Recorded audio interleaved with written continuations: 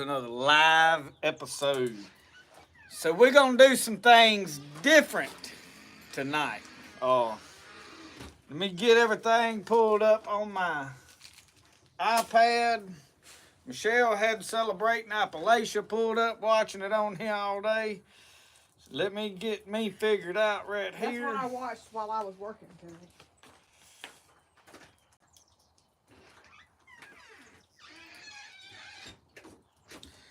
Get me up where I can see me some comments and whatnot. You know what I mean? You know, and all and everything like that there, you know, and all and everything.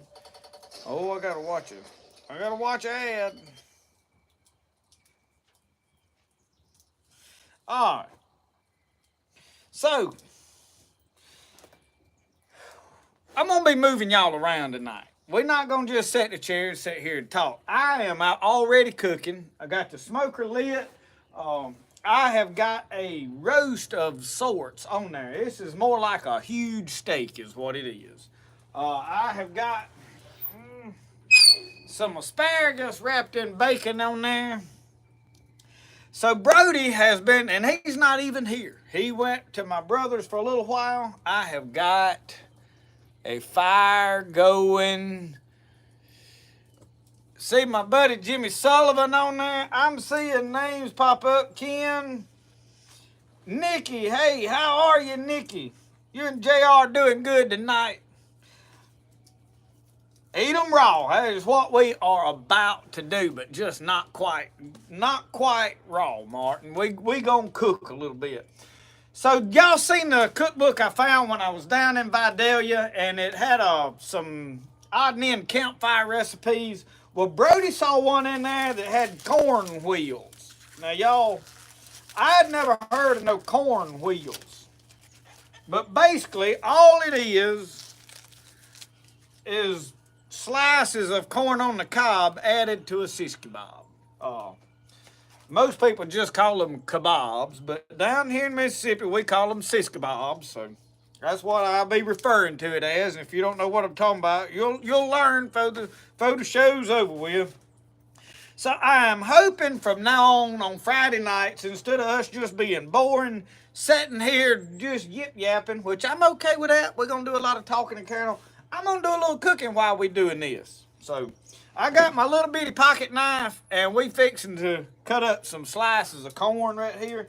So what you do is you cut this into slices. Now I've got to clean my knife just a little bit more. I tell you what I did. I put it over there and laid it on that smoker and got it hot. And I'm gonna have to throw that piece there away. I was burning some stuff off of it, and it got soot on it. That's what it is. Ain't nothing nasty. It's what's on the grill. All right. So I'm in preparation. I am making shish kebabs. And can y'all hear me all right like this? I'm assuming you can. It ain't much, not a whole lot set up different. So I'm gonna go ahead and be cutting up some of my vegetables. And y'all, I thought we had a little onion in there, but there was no such thing in yonder as a little onion. This thing, huge. I mean, look at that big old onion. You see, I still ain't got all the black off of my knife right here. I laid it up on that smoker and got it hot where I could get the rust off of it's what I done. So that black, y'all, ain't like nothing nasty. It's got some. Somebody will scold me about it, I'm sure, though. Ain't no doubt in my mind we gonna get scolded for the night. I don't feel like I'm doing no good unless somebody gets on to me about something. All right. But it's easier to get forgiveness than it is permission from them. All right. Let me cut this in half. Michelle will have to come get some of that. And y'all, I'm working on making me some like coaster type things to use. But I cut that off with a chainsaw off a log down there this afternoon. And they ain't nowhere near flat and slick, so.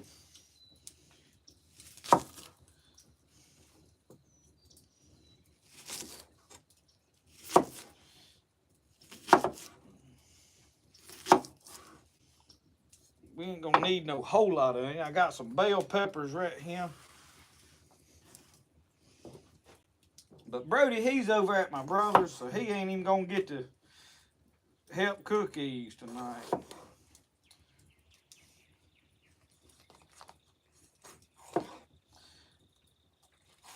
I have to make faces when I'm doing something, cutting up.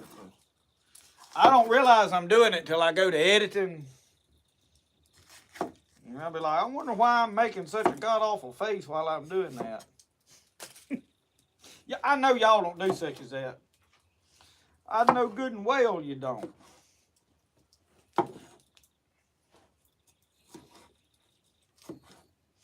Y'all have been out there working on another boat motor. I got so many boats now I don't know which way to go fishing, but I'm bad wanting to go down here and run some hooks in the swamp.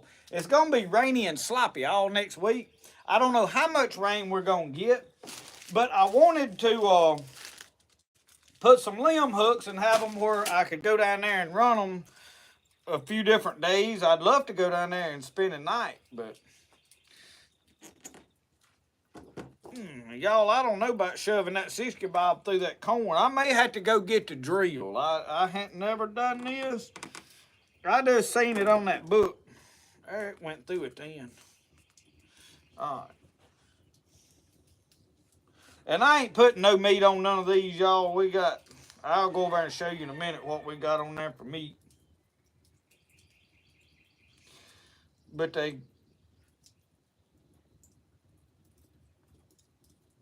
these is called corn wheels.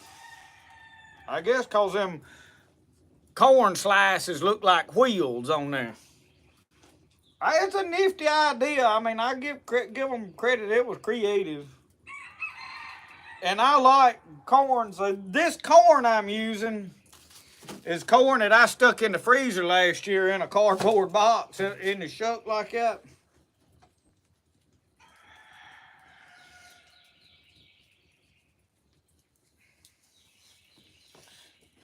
And my cutting board over here, I don't know if y'all know it, it has a hole in the end of it where I can hang it up. And that's what I'm using to stop that down in there. I tell you what we're going to do. We're going to put some medium raw on there. Hold this out here over the grunt. Oh, no. That may be a lot, Regan.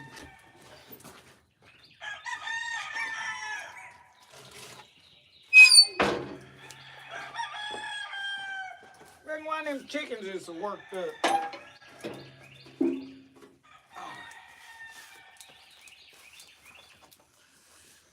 She's over here investigating. I'm keeping up with everything.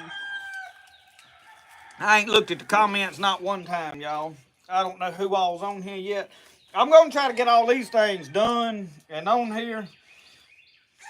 I'll bring y'all over here in a second and show y'all that roast. What'd you call that? It was a Boston what?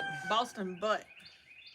It wasn't it was a Boston butt. You said no, it was something else. A Boston chuck roast or something. No, I don't remember. I had to go look at the paper. In other words, we ain't got no idea what we cooking. Well, we just pulled meat out of the freezer. And I'm gonna be honest with you, I don't care. Long as it's meat, I'm happy. Happy, like Phil Robertson, happy, happy, happy. But we'll sit down with our cup of coffee and chit-chat, and I'll answer questions and whatnot in a minute. I'm going to be honest with y'all. It gets old doing the same thing, and not that I don't enjoy it. I very much love doing lives. I want to make it more entertaining than this just, same thing, same conversation over and over. I feel like y'all get bored.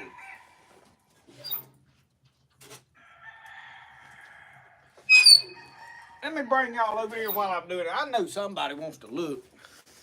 So if y'all get seasick when I go to moving this camera, go to hollering real loud and I'll hear you. Look down in there. Y'all, I just come up with that on my own. I like grilled asparagus, and usually we put butter or something like that on there. I said, man, why not just wrap it with bacon and let them bacon juices just drizzle all down in that asparagus? Got to be wonderful. So we laying them corn wheels on there back here, And this is what we got. This is a big old, you see a big rim of fat on there? I like the fat off of beef and pork. So I'll probably have a heart attack, you know, at a young age, but you can all say, well, old boy died happy. I ain't here for a long time. I've already got my reward planned for the other side, so I'm not too worried about where I'm going.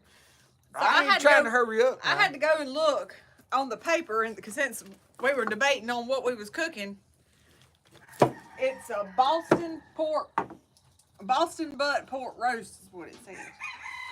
A Boston butt pork roast. Yeah. I know. You see, y'all, this little hole in my cutting board, that comes in handy for stabbing this thing through them. Good evening, Miss Sue. And I got your bread thing shipped out, so you should be getting it within probably the first of next week.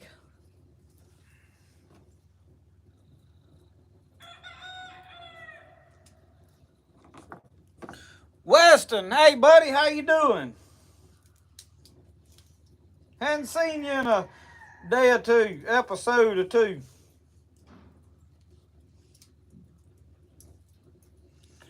We get people. There's Miss Mary on there. Jeff. We seeing names now I hadn't seen in quite a while. So what do y'all think? Somebody tell me about this concept of cooking while we on here live. And let me back up just a hair. That way you can see kind of, I mean, I know this thing right here is in the way. Move that over. I don't have no good ways to set up, and the lighting ain't real great. And, you know, I could whine about all kind of stuff, but I'm doing the best I can. But if y'all enjoy this idea of me cooking live out here, because y'all know, I mean, when I edit a video, I basically don't do nothing but cut and snip the clips and fade them together. I really don't just cut out no whole lot of extra stuff, so. And I'm just let y'all know I'm very seldom do I ever upload videos, but I'm trying to do better on my channel. So I did upload a new video this afternoon of me planting my little planters outside. I got a pig and a chicken. And then I kind of took y'all around to show you a little bit of my future flower garden plans. And I done shared it on my channel. I've been trying to get Justin to back here in the back. One thing we got to stay on him about is building me a goldfish pond.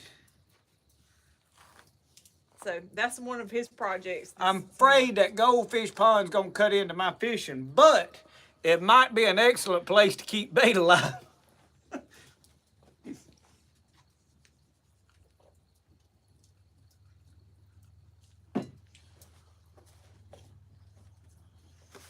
I better shut that. Ain't nobody said a word about me leaving that open, have I? Oh, I thought you did it on purpose. No, I try to do some stuff to get scolded about. Mr. Charlie said he enjoys watching the cooking. Makes him hungry. Yeah. Instead of a cup of coffee, which I got that too here, you may need you a sandwich this episode.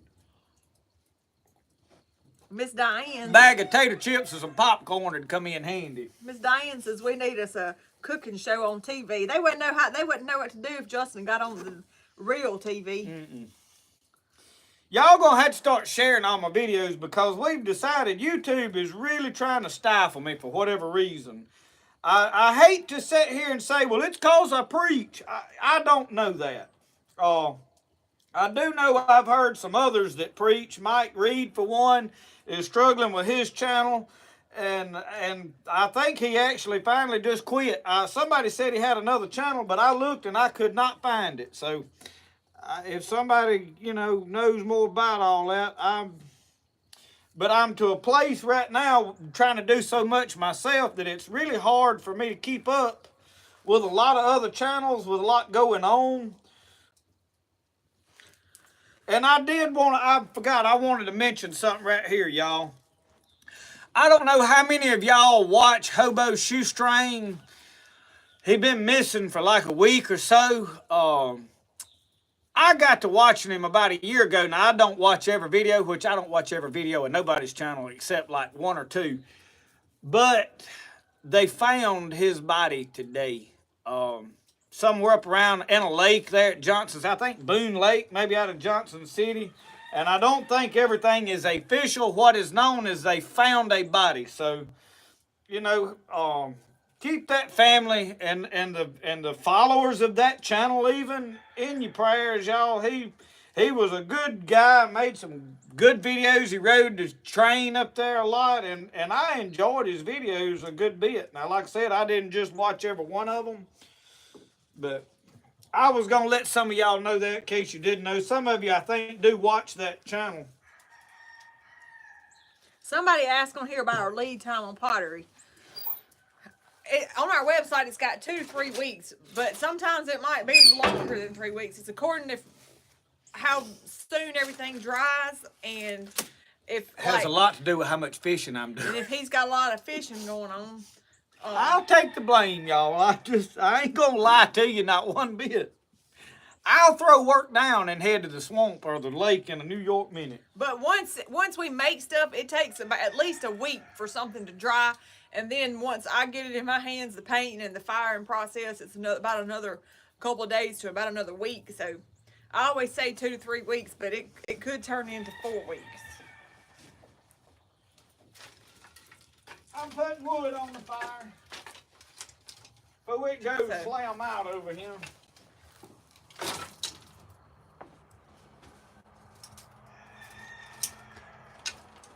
The name of my YouTube channel, Perkins Fishing was asking, is Southern Mud Pottery on the Homestead. It's the name of our pottery business, and then on the Homestead. Southern Mud Pottery on the Homestead.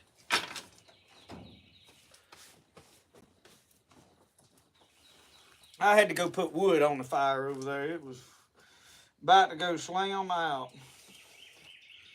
Boy, that little hole I put in, I'm proud I done that. I didn't know what that was for other than hanging that up. And this come in handy now. Is Brody even going to get to come see his corn wheels? I'm going to go get him after a while. Okay. Y'all, we trying to, look, you need to put one of these heads of cabbage in the refrigerator in there. I pulled them out of the garden yesterday in that video, and they've been laying on this table ever since. Boy, they look funny. Well, they small. They didn't, for some reason, that plant didn't ever do good. And it was planted the same time as the rest of them that done wonderful, so I don't know.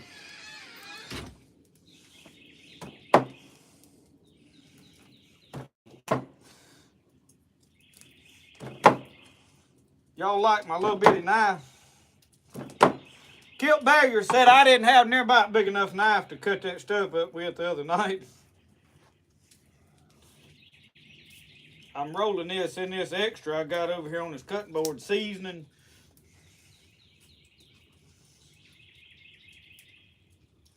Oh, I don't know how these corn wheels is going to turn out, but they can't be bad. I mean, I like the idea.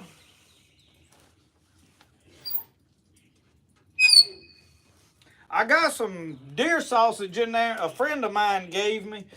I may get her to bring me a piece or two of it out and we'll throw it on there and have us a snack for that other, because I figure it's going to take that roast thing a little while to cook.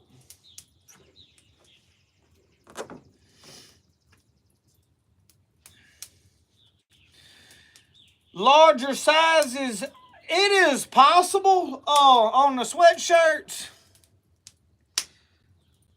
What size are you looking for?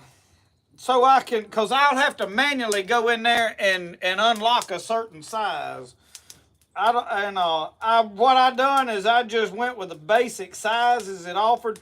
But I will tell you this, on any of those shirt orders, the bigger the size, the more expensive the shirt is. Now, I guess because more material, I mean, just my common sense, but I do know that every time I go up like 2 sizes, it'll change the price. You was paying attention in there, wasn't you? Yeah, I heard you. Y'all shoot Johnny on the spot.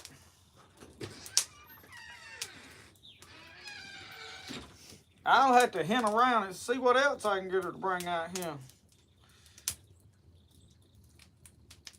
All right.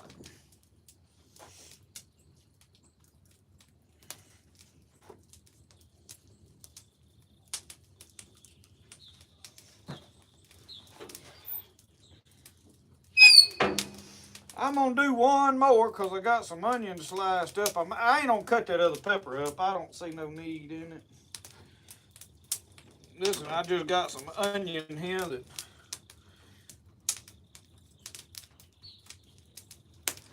I'm gonna put on there. Boy, it flamed up over there that time.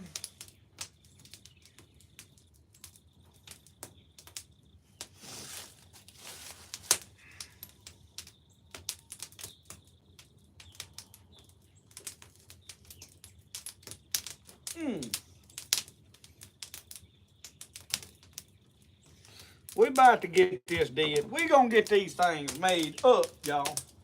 Let me see if I can rake some of this seasoning over here. I got scattered all over here in a pile on there, huh?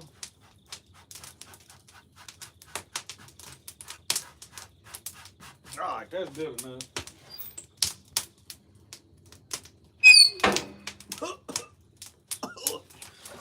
All right. I have to throw some of this junk in the garbage over here. Let me bring y'all over here close to the, watch out, Roxanne. She's laying right there at my feet. I know y'all gonna get seasick in a minute here moving this camera around. I got some sausage right here. This is banana pepper jack, some deer sausage. I think there's another thing of Mosby's. There's a little bit of Mosby's left. Now, y'all, if you don't try Mosby's sausage, hands down, this is the best link sausage there is. I've had Conecuh. I've had several other brands. They're good. I'm not knocking those other brands. I'm telling you, this one is the best. Trust me when I tell you this. I'm not going to cook it. I'm going to save it for cooking breakfast in the house. I just use Jonah right here. I'm going to cut this up and I'm just going to lay it on there.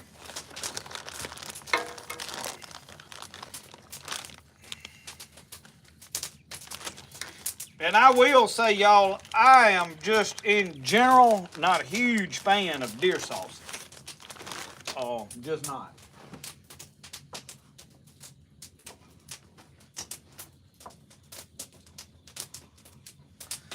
I stepped over at the cutting board. I'm cutting some of this up smaller bite-sized pieces.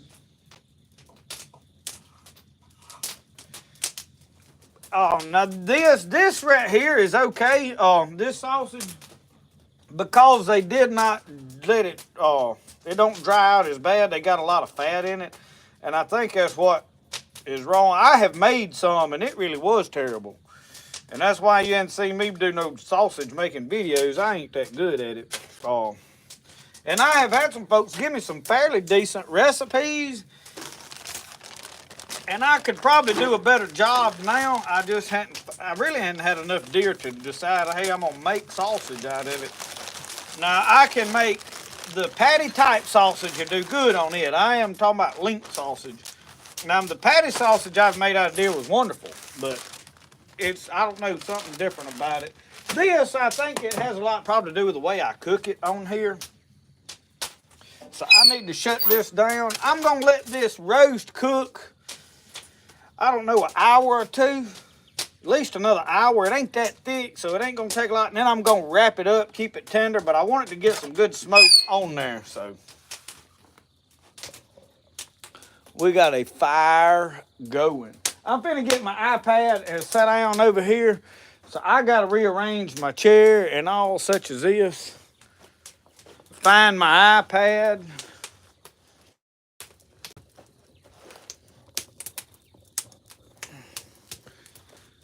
Let's see how we go about this.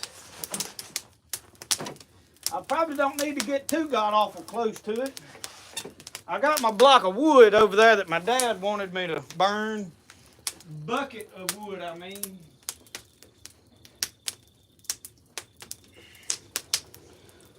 All right.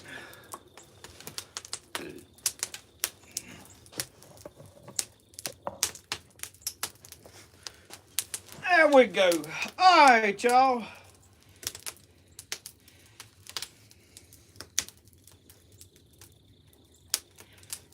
Alicia said they having steak fajitas at Heart of the Pine Homestead. Double D smoked sausage, Dave said. I thought I had some boudin coming, but it never did. It didn't make its way up here. I'm going to have to call somebody and order some or either drive down and get it because I got my heart set on some boudin.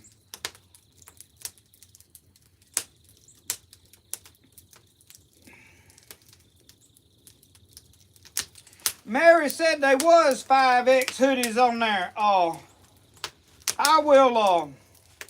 make sure though when we get through tonight, I'm trying to also get a bowfin shirt made. Y'all are added onto the Etsy store, and I've been linking the Etsy store, Southern Mud Pottery, and my Amazon store in every video. And as I buy and use things, I'm adding them to that Amazon store. So you can go in that Amazon store and just about find anything that I'm using and pushing on a regular, if I think it's a good product. Now, every now and then I use something, I'm like, I don't know about that. But I'm trying to get a bowfin shirt made. In other words, they're moisture wicking shirts, high visibility colors, pink, orange, whatever, and they're going to have the Spirit of the Outdoors logo in a bright color on them too, or possibly blue when I get that done. I'm working on getting them. My daughter's having to help me. But I want a silhouette of a crappie on the back of some and a silhouette of a bowfin on the back of some. So I'm working on getting that done. Jimmy said we'll make some griddle sausage. Jerry Lee's is pretty good boudin. Dave, can I get on there and order this boudin and like they ship it up here to me? Because I do want some. See Sean Deaver on there from Deaver Vision. He retracted his comment. I don't know what he had. I missed it. So Perkins Fishing Adventures. Good to see y'all. That's the first time I have seen a comment from them. Glad to have you.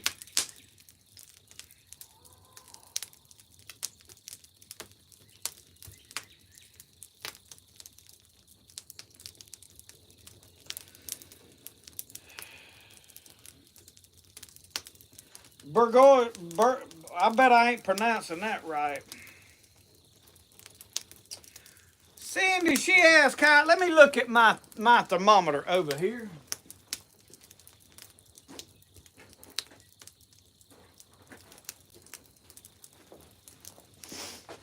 It is currently 65 degrees, Miss Cindy.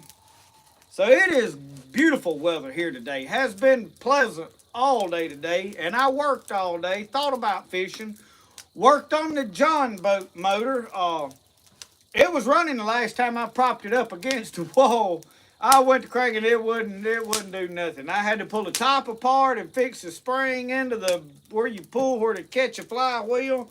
Got that done. It wasn't no water coming out of it, and y'all, I hate to say this, but it blowed my mind yesterday the amount of people that watched my reel on Instagram and YouTube of me running that boat motor, and was some of them even cracking jokes about I didn't have enough, so I was going to burn it up, didn't have enough sense to hook water to it. And y'all, there was a string of water shooting out that motor, I mean, just as straight as an arrow, hard as you can squirt water. You could see water running all over the ground, dripping off the back of the motor. And people thought I didn't have no water hooked to it. Which I need glasses too, so I get it, you know, I can't see good. So on that little bit of wood is hot. I got a bunch of cedar limbs I'm burning. But anyway, I got down there and had to clean that out where water was coming out of that John boat motor. And had to run it a little bit to get it running, adjust some screws. I didn't have to take the carburetor apart on it. But I'm wanting to go run some limb hooks down here in the river. It has just got in the banks, and y'all, it is going down fast. But I'm hoping next week, with it raining all week, that we don't get an overly amount of rain, and I can go down there and run my hooks, and I would love to spend a night down there with them and run them. So I've got the skeeter boat. I'll get to fishing it at Tom Bigby and the lakes around all summer. We're going to do some bass fishing. We're going to take it on some grinnell fishing trips to bigger water. I've been fishing in the War Eagle a good bit. My front electronics on it quit working. I think the trolling motor pulled the transducer cable and got it out of whack, and I think that's why it quit working. I have got a transducer ordered to put on it to fix that. I'm going to use it when we go hard up catfishing. We're going to go stay at Tom Bigby, and we're going to run jug lines and stuff up there. I want Brody to, I'm going to make him a hook pole where he can hook them jugs. I want me and him to get up there, and I'm going to ride around, drive, and let him chase catfish. If we catch them, we catch them. If we lose them, I want him to learn some of that stuff. So I'm looking forward to doing that. So I got plenty of big water trips. I have to go down here and fish in this swamp when this water is right. And I'm ready to catch grinnell, y'all. I love crappie fishing. We've done a lot of crappie fishing. We hadn't been real successful. We're going to do a lot more crappie fishing. And I'm going to do a lot of fishing, but now I've got a lot of gardening I got to do and prep. And says we did not get any of the bad weather. It barely even sprinkled here Tuesday when all that come through. And I did not know that Sunbright got tore up, y'all. Where my canoe was made, Sunbright, Tennessee, that little town got tore up. I talked to Mr. John Dyden yesterday. He lives there. And then Miss Danita Randolph, and she told me a story about her nieces. And I can't memorize everything she said, but I know somebody was holding a grandbaby. It was trying to take the kids out of their arms. I mean, the whole thing, everything, they lost everything. So keep those families in your prayers. We've got people from Spirit of the Outdoors family in Sunbright, and they town was tore all up. So we need to keep them in their prayers.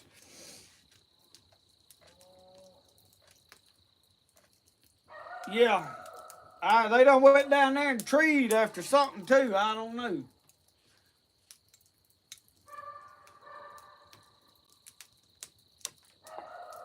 Dusty and Alicia, we'll have y'all over here eating fish. We're going to have a fish fry for everybody at some point. Like I did the stew, and I invited whoever wanted to come.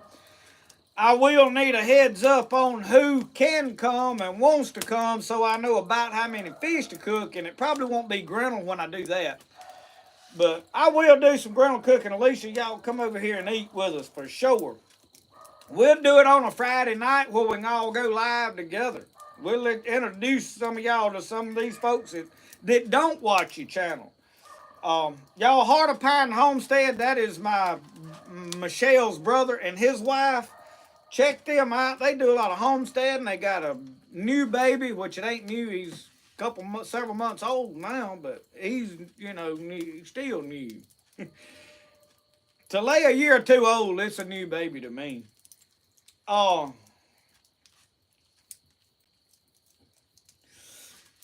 Turnbow Outdoors, old Brody impressed me the other day. We was at that pond, and I'll tell you what happened. I have got to fishing, y'all, with a big chunk of lead because I fished in that swamp so much with swift water.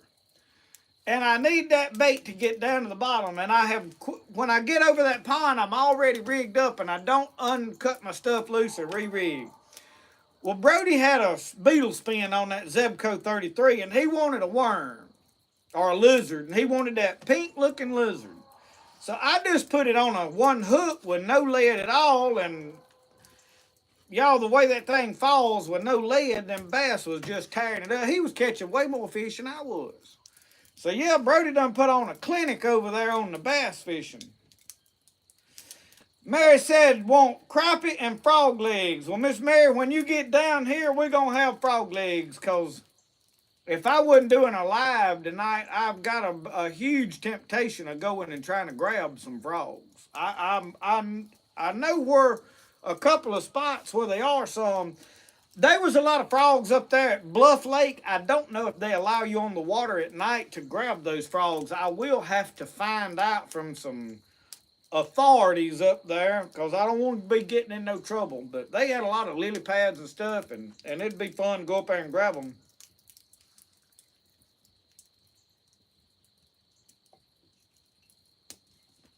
James Davis, well, welcome to Spirit of the Outdoors. What we have here, y'all, is a family of people. We do a lot of preaching on Sunday. I try to keep my preaching confined to Sunday for the most part, not always. But my whole deal here, y'all, is trying to grow food, hunt food, fish for food, forage for food, forage for medicinal plants, and then come back here and show you what to do with it. Am I an expert at all this? Not even close. I can point you to channel after channel after channel that is way better than me at everything I do. But there's very few channels that do all of it and then show you what to do with it when you get home. And that's kind of what it's somewhat preparing for hard times, yet hoping we don't ever see hard times. And then having a lot of fun in the process. There's not no need in being scared to death of hard times coming. Just figure out what you need to do to feed old self and take care of old self and enjoy it. Because time's gonna get hard whether we like it or not. So we're gonna try to do the best we can at having a good time till the Lord comes back after us all. So we're just a big family of people that all kind of enjoy life, and you ain't got to live in the country to have a country mentality. I know there's a lot of people that are watching from the city that's allured to this type of lifestyle. We welcome and we ain't shunning nobody. And y'all, I can honestly sit here and say I love everybody, because you can't be a Christian and not love everybody. Now, that don't mean I always like everybody. I get frustrated with folks, and then I have to sit down sometimes and pray about it.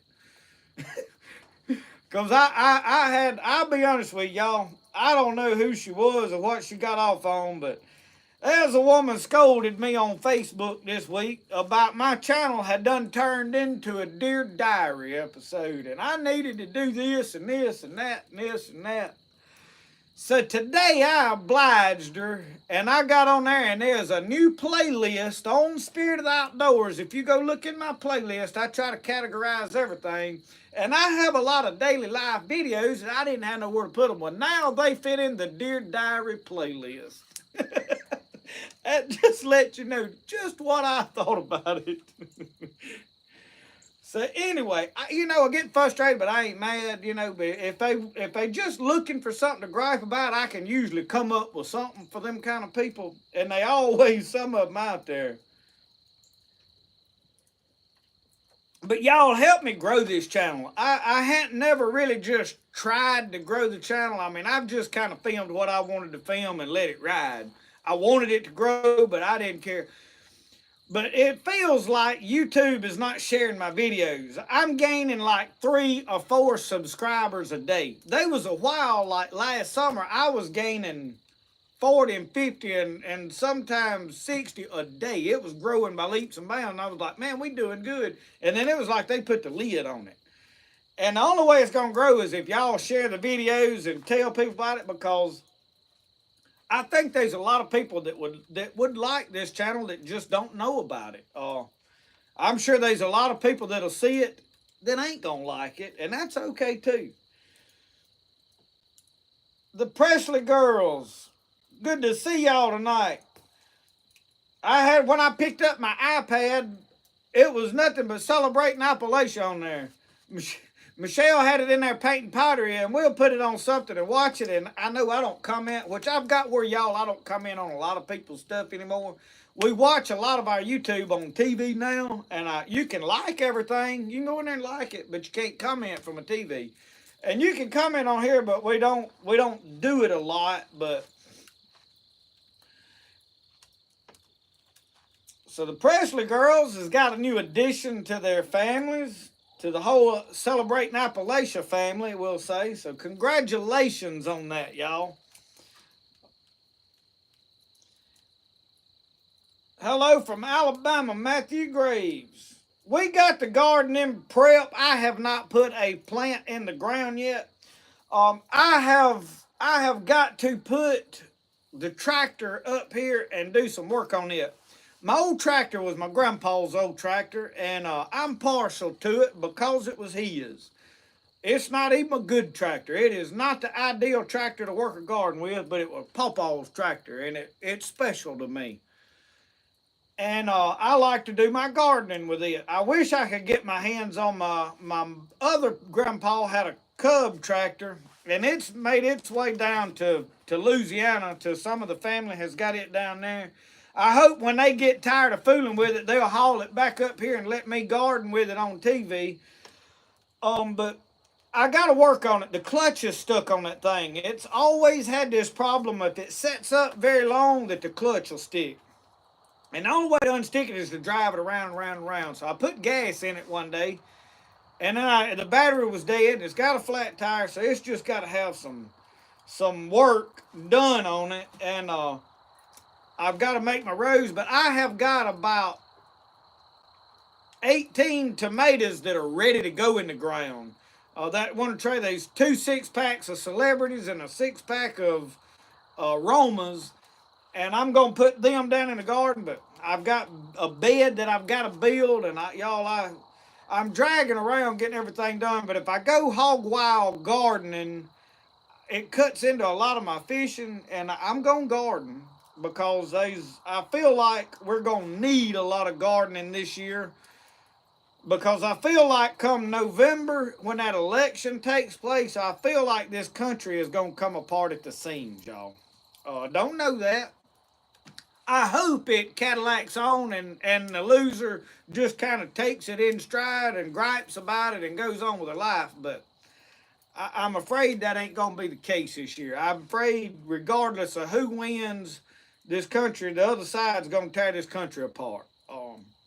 So you need to be prepared. Matthew, I do my tomatoes both ways. I usually put some cages around some, and I stake some. I have tried strings on them. And I'm going to sit here and say I don't think there's a wrong way to do it, as long as you're diligent about keeping up with whatever you do. I will say I do favor wheat straw as a ground cover.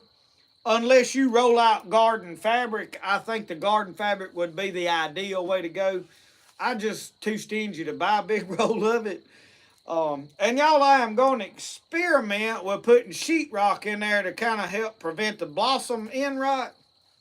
Hoss Tools says use gypsum, but they say sheetrock will work. I don't know how much it is. Similar to like baked eggshells. It takes a lot of eggshells to do as many tomatoes as I do. So I've got a bunch of scrap sheetrock I'm going to use, because we use a lot of sheetrock to set our pottery on. And I'm going to swap it around and do some stuff. Well, Ken, I briefly mentioned some of that stuff in a video I filmed today that I'm going to edit tonight and put out in the morning probably. I just sat down and talked about stuff. People's asked me about the solar eclipse and all this. And I don't have strong opinions on worrying about that stuff, but I do think all of that's relevant. And the world is already blowed up. The reason Hamas attacked Israel is because they brought all those heifers in there and have them there ready to make the sacrifice to start building that temple. And that is what all of that is about over there. It is not about genocide and oppression and all this hogwash that the media wants you to know. It is Muslims fighting Christians is what that boils down to over there.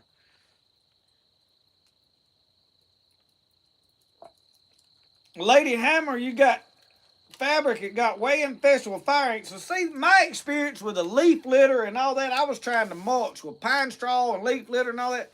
And the slugs and bugs overtook everything. The year I used wheat straw, I had the best luck with my tomatoes. So we're going back in with wheat straw this year. That is why right out here behind me, I have a huge field of wheat, and that is what I'm going to use as a ground cover. I'll take that scythe and cut it down, and then I'll just lay it all the way down both sides of the road. Let me put some more wood on this fire, y'all.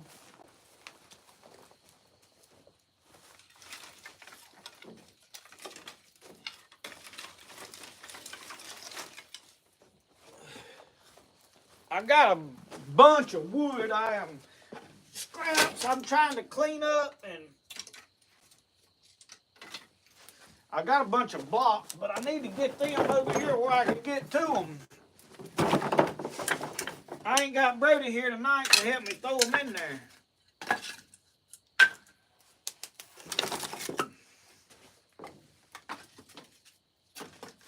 Them blocks will go to smoking and stinking bad.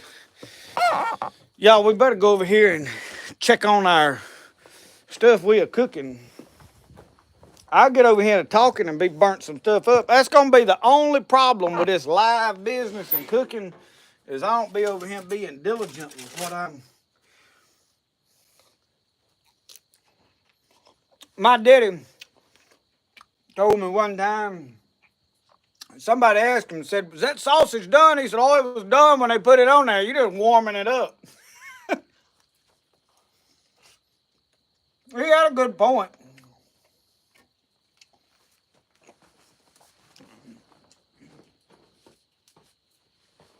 I gotta put some more wood on the fire.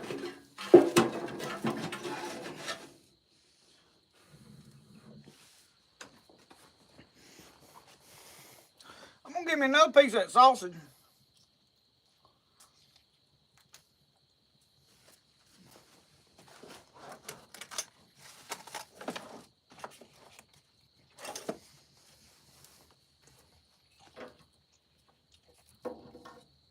I'm trying to get that asparagus done. I think I'm gonna move it over here, right over this smoke. That might be a terrible idea, I don't know.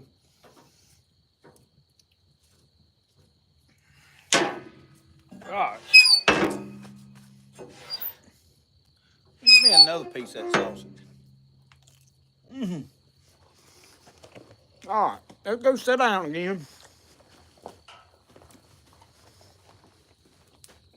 Didn't take that long that time, did it?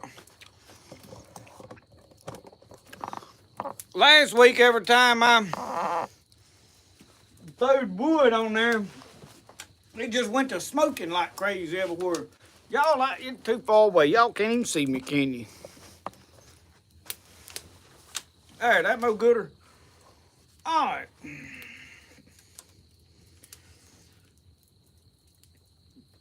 Y'all, I made 2 more coffee mugs like this week. I need to make a couple of more.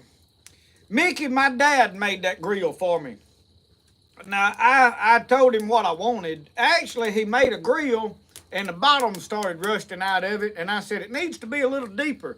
So he added 2 inches around the bottom and put another plate in it. I said, and I want a firebox on it. And I had a big smoker that I used down there that was on a trailer, and I still got it, but I don't use it no more.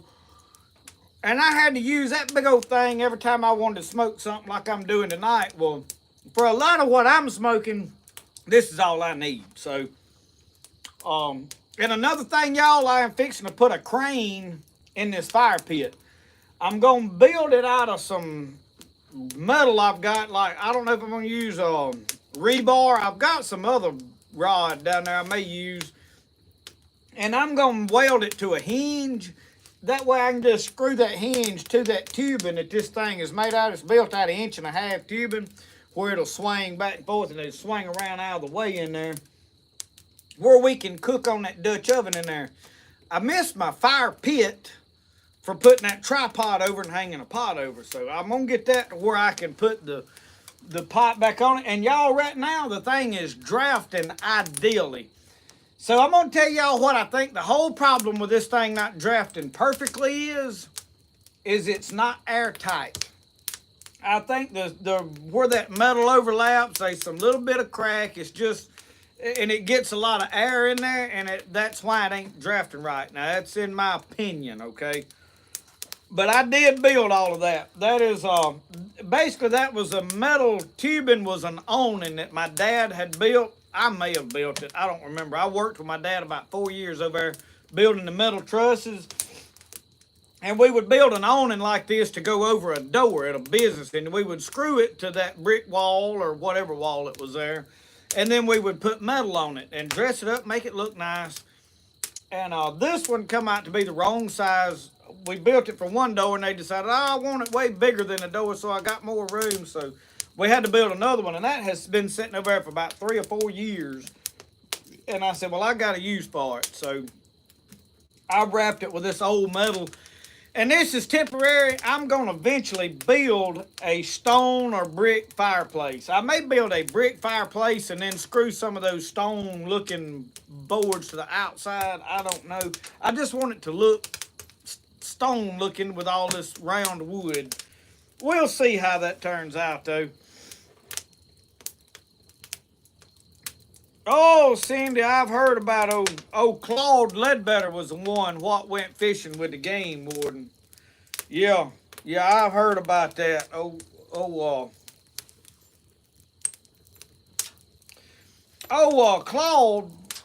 they got to where the fish wasn't biting, y'all. I mean, they couldn't nobody catch no fish. It got dry. Water got stagnant. Said people was going down there and fishing. Said they couldn't nobody catch no fish. Said old Claude would come back with a tub full. Said he had him a big old wash tub, and said, man, he'd come back with it just slam full of catfish and grunnel and, I mean, everything you think of. Said the game warden Claude said, how you catching all them fish? Said Claude done popped off to him, told him, said, oh, y'all don't know what you're doing. You don't know how to do it. He said, just come go with me and I'll show you. So the game warden decided he'd go fishing with old Claude. And he got in the boat with Claude and went down in there, and they went way back in the swamp down in there on the river, and got back in there, and he said, all right, Claude, I want to see how you catch them. And said Claude reached under the lid of the boat seat, flipped it open, reached in there and got a quarter stick of dynamite. Had a fuse about yay long, said he lit that fuse, said let it go down to kind of short, said he drawed back and chunked it. Whoom, said, man, them big catfish and stuff just come turning belly up. Game warden's hollering, said, boy, this is against the law. Said, you can't do this. Said, don't you know this is wrong? You can't be doing this. And said, the whole time, Claude done lit another stick of dynamite. Said he reached over and just pitched it to that game warden. Said, you gonna argue or fish? I think he went fishing.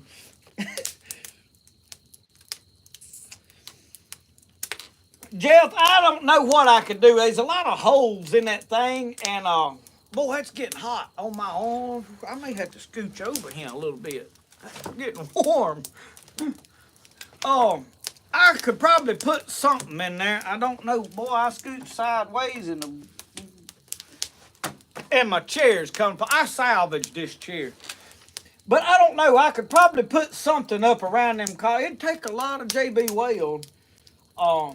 And I don't know if there's anything high heat that'll hold up it you could shoot out of a caulking tube.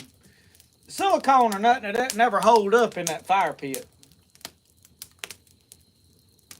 I don't know. I have to put some thought into that. Some of y'all may have a idea, but it'd take a lot of JB Weld. But I'm probably not going to worry about it. It's drafting enough right now. A lot of the smoke that's under here is from that smoker. I have got to cut that exhaust off of that smoker, and I'm going to put a larger pipe on it to exhaust the smoke out. Because right now, there's more smoke coming out around the lid than there is coming out the pipe.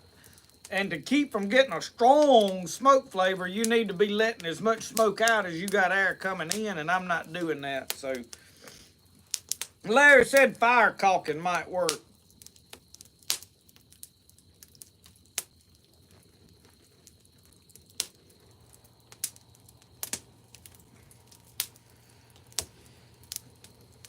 Yeah, we have been catching some crappie. I caught them Monday. Now, we didn't catch no lot, y'all. We worked hard for them few fish we caught Monday. Me and Jimmy Sullivan, we fished hard. And if we hadn't had them minnows, we wouldn't have done as good as we done. If I'd have had minnows that day, I went to Neshoba Lake and didn't hardly catch nothing.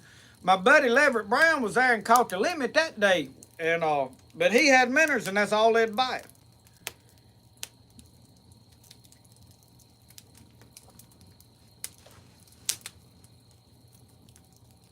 I'll have to check into fire caulking. We might try to caulk it up. Mike Gurin. Well, I've added to the chimney there, Titan or Triton Tacoma.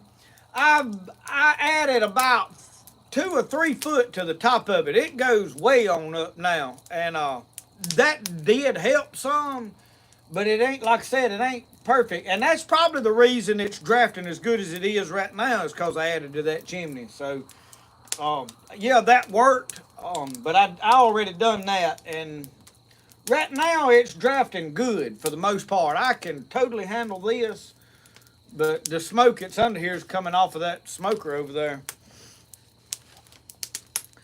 So how is everybody tonight?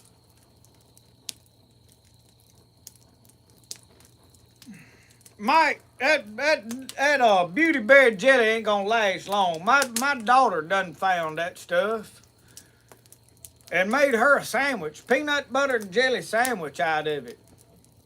And she walked around talking about how good it was, and I figure that's gonna put a hurting on my jelly right there.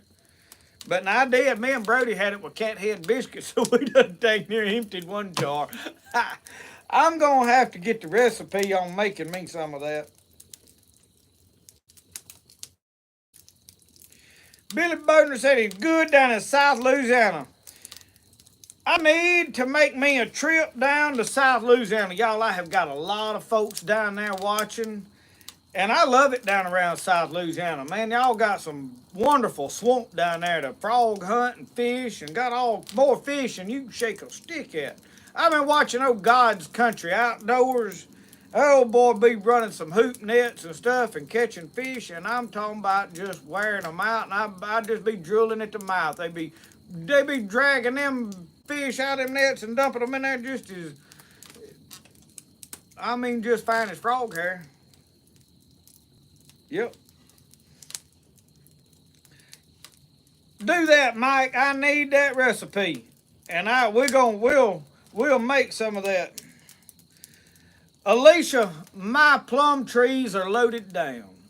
I'm telling you, back here is got little plums the size of the end of my finger all over it. I showed them in some B-roll the other day, and I've got peaches all out here on peach trees, and I got to get them water jugs on out. But that water jug trick worked, y'all. Now I don't know. Maybe everybody's fruit did okay. Maybe it didn't get cold enough to hurt it that night. It got to like 28 that night.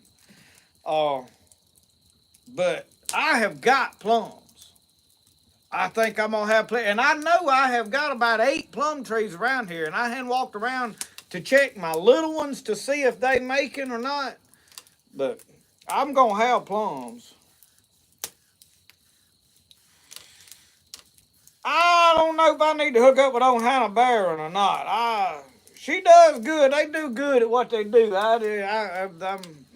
I'm a little leery of them folks. I ain't gonna lie about it.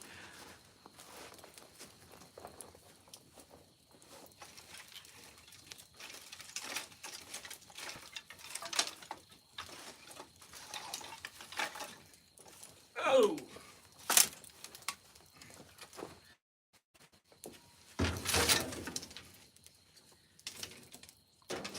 I need to put me some bigger sticks on there. That cedar limbs, I'm cleaning up where I limbed up that cedar tree. I had a cedar tree blowed down across the road back several months ago, and I just drug it out. I went down there and limbed it up. My dad wants to log to make a post over at one of his buildings, and I'm burning the limbs because they in my yard down there. I've got to clean up down there where I've been peeling my logs and stuff, and I've got to get that out of the way so I can get over there and peel my other log for my bed. So all this stuff doing just a little bit at a time, knocking out projects, but we getting there, y'all. We are getting there. Up around West Monroe where the Roberts are. Well, Dave, I didn't know right where that boy was at. I knew that they were in Louisiana, but I wasn't sure where. But I've got several folks down that way.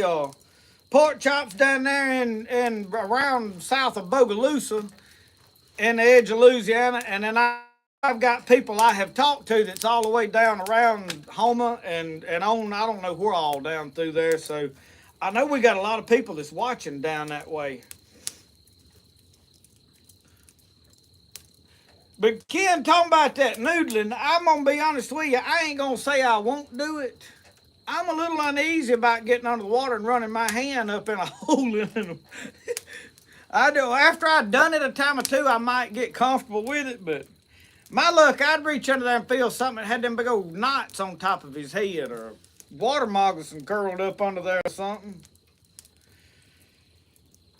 Eric, I hadn't sprayed nothing yet. I will mix up, and I hadn't got any at the moment. I'll mix up some 7 spray, and I usually mix it kind of weak and spray them. I like to spray them early on, like now, because I don't. Once they start getting bigger fruit, my deal with pesticides is I'm not against using pesticides. I just ain't crazy about spraying liquid pesticide on fruit. Like squash bugs, I struggle to go down there and spray a liquid on there. Now, if it's me losing my plant versus spraying it, I'll spray it. I'm not against it. But I can use granulated ain't poison around my squash and it falls off and it works. So I use that. So I have to spray them right now where it gets to rain on it a good bit before I'm harvesting fruit. I just be careful with that because I just see the liquid soaking into the fruit somewhat. I don't believe plants leach up out of the ground chemicals into a fruit enough to be harmful. But if you spray enough chemical on the fruit, it could soak in enough to be harmful long term. It probably ain't gonna kill you when you eat one. And it's just one of those things. I don't know. I do it.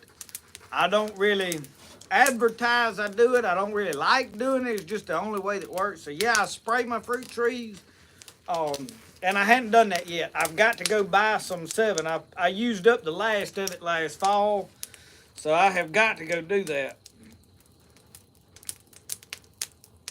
Scott, it's actually a little warm to be sitting beside a fire. That thing is burning good. And let me put a bigger stick on there where I ain't got to keep.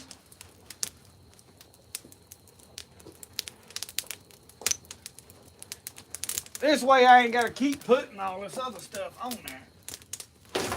There. That'll get caught up and go to burning here in a minute.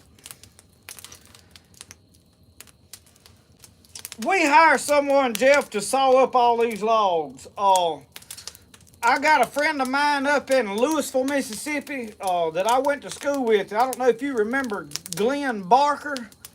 He is a pastor up in Louisville, and he's got a sawmill that during the week he cuts up logs and does a fantastic. He's got one of the biggest sawmills you can buy as far as a portable band sawmill.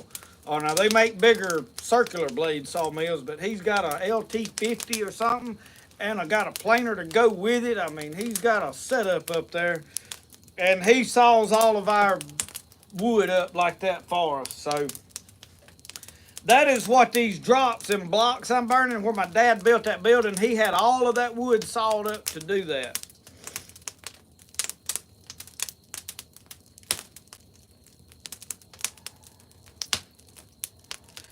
Ken, I did hear that. I heard Phil Robertson, he's mentioned it several times.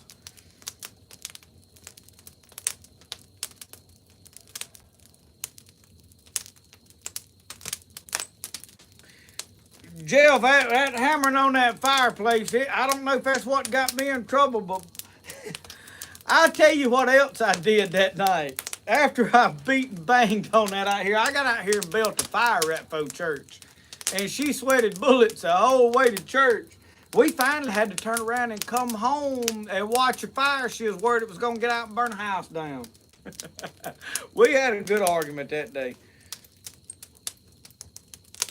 Yeah, Jeff. I tell you what, I don't know that I need to just check on them, but I need another piece of that sausage.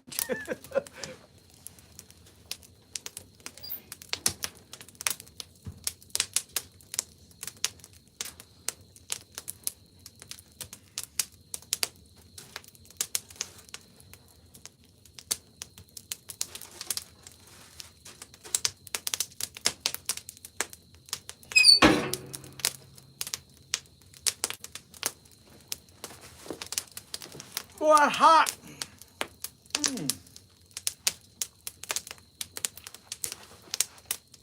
About like Uncle Bercy with them pies. Man, he walked in there and the ladies' auxiliary was having a pie baking at his house. Aunt Pet had them all over there, and he come in, and man, they had just pulled out a big old apple pie. Set it on the table right there, and it was still steaming. Uncle Bercy scooped him up a handful of it and popped it in his mouth, and it went to commence to burning all the hair off Uncle Bercy's tongue, scalded the roof of his mouth, made blisters come up on the roof of his mouth. He leaned over and spit it right back in that pie plate. Looked at all them women and said, many a fool that tried to swallow that. Supper ready? Yeah, sausage is, but the coffee's done got cold. Hey, some sausage I just laid on that cutting board. So I gotta know a question. This is They to, can't they see can't you. see me. Here, I turn the camera. Jeff Gray that's commenting. Is that Angie Long's? Is he married to Angie Long's daughter? You'll have to ask him who he's married to. I really don't know. I know who he is, but I don't know who he's married to. I probably ought to know because we're on Facebook together, but I just see you commenting, so I just want to see. I've been curious. me and Jeffrey went to school together. He went by Jeffrey in school. He's Jeff now. They wouldn't let me change my name, or I'd have changed it to something too. I've been eating chips. They're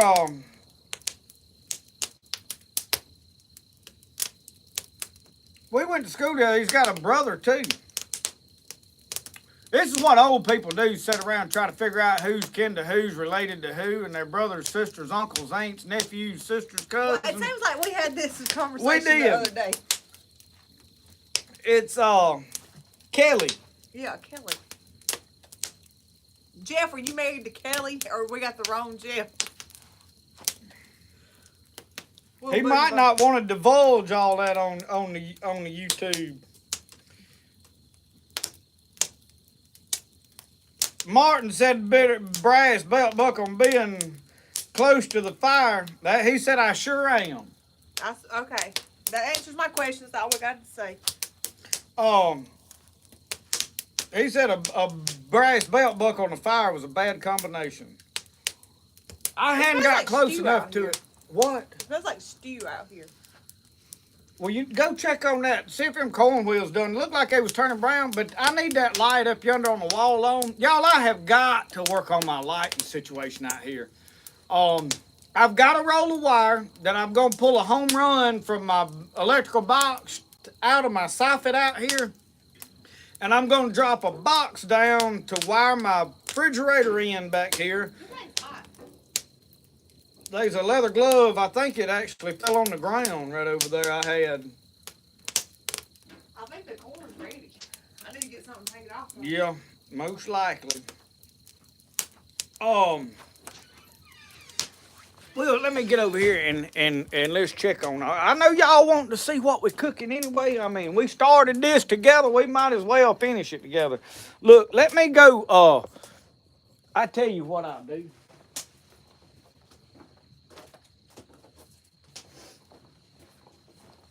I got a light right here that's on one of my tripods. My daughter got me this for Christmas. She said, and you can adjust the color. I don't know how to do it when it's shining in my face here. But you can, one of them changes how bright or dim it is. And then there's one that changes the color. See, you can go white, all white. I like the yellow light, so. Anyway, with this up here, we can see a little of what's going on. That asparagus is what I'm wanting to test.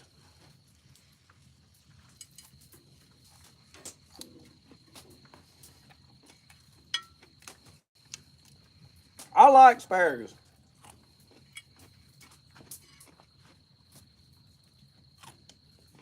Much as I done ate, I should have said the blessing already. You eating all the asparagus? This is only one. I ate all the sausage just about it. I don't think you got a big enough bowl. Go ahead and get that off. My bowl wasn't wide enough. She was stingy with that bowl. She didn't want to. And I just wrapped that up right there. That needs to cook about another hour or so. I think I'm gonna go pick Brody up. All right. Tell him you got his corn wheels. You want a piece of that sausage right there? Yeah. I may take him to his nana's though. It's Friday night. That needs to go back in and make a corn.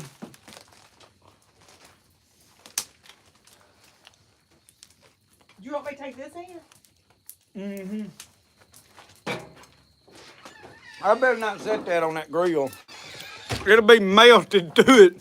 Them little rubber legs on that tripod, there'd be puddles around them. Oh, Lord. Oh, look, if y'all will bear with me a second, I'm going to go fill up my coffee cup.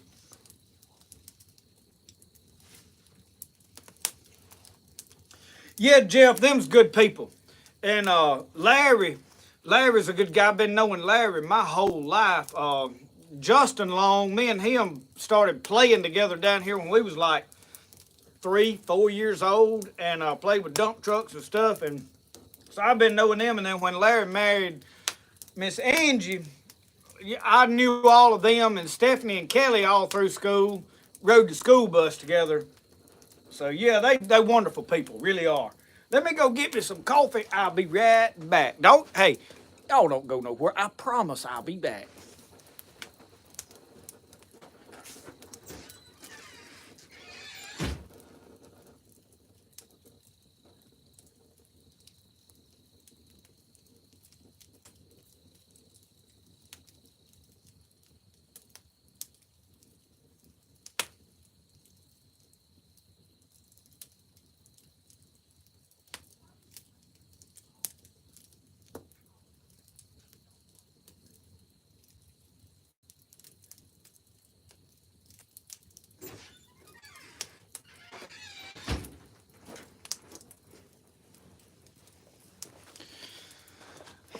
All right, y'all.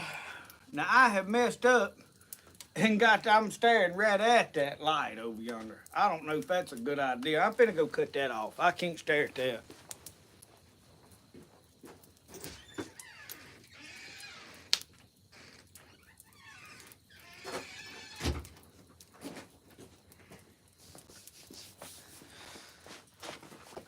All right now.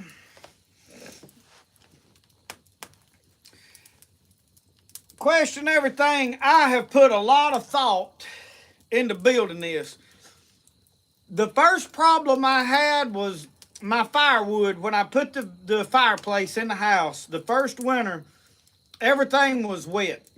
The firewood, I mean, not every night, but when it was raining, all the wood was wet, struggling to keep a fire going or build a fire. I had all my cooking stuff on the front porch. Well, the front porch just looked junked up. Michelle was always fussing about that. And I said, I want to move all that to the back. And then I was like, this is where I want to spend my mornings, is sitting out here looking at my garden, listening, to the birds and the chickens. And I love my front porch. But I don't know. And then when I got that, I said, I want an outdoor kitchen because I want to film cooking videos. So we're going to set this up. You're going to see a lot of improvements over the summer as I get a little money to spend on it, because we try to pay for everything as we go. I don't like to borrow money unless it's absolutely necessary. And I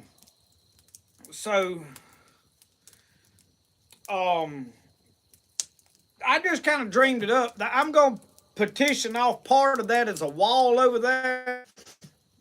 On which in front of me over there is the west side. a lot of our weather and rain comes in. I had the black stone over there originally, and it just kept rusting up, because it kept raining in on it when the wind would blow. My mom then replaced a glass door. The hinge broke on it. Well, the door was still good. The glass still good. I'm going to frame that joker into that wall as a big window and try to make it watertight. That way it don't block my view, but it keeps the rain off my stuff. And then I'm going to put a cabinet or something in there. I need somewhere to put my spices. So we're going to improve. And I've got a sink that I'm going to wind up putting out here too. I want some water where I can wash stuff. And then obviously we're going to floor it and build a stone fireplace. But it could take me several years to get all of that done. So don't get too excited about it. But I do enjoy it. Right now I'm just making it work with what I got. And it does improve the quality of the videos, but now, like I said, I have got to work on my lighting. And I'm not a fan of the white light. I like the yellower look to things. So, we experiment. We'll figure it all out as we go. Old Kia and old Brody, I don't know where he come up with this pee in your underwear at. It is hilarious, but it's... I kind of cringe on at the same time because you don't never know what he's going to say next. He's at that stage where you got to be very careful what you say in front of him. Not that we talk ugly and worry about, but I mean, just some things you don't, just don't want repeated. And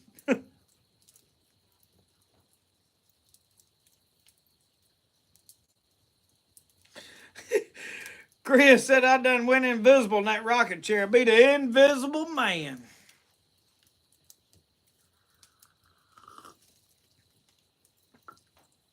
Crawfish said, I like to add sliced taters and mushrooms to that bowl. Well, it was strictly because I didn't think about it. When we get to picking some chanterelles, we'll put some chanterelles on kebabs and cook them. Y'all, I am itching to cook in my disc blade. I got a disc blade hanging up. I've cooked a time or two in it. I like to cook in it. I can cook anything on a Blackstone that I can cook in it, but I just would like to cook in my disc blade out here, so... At some point, I got to do that.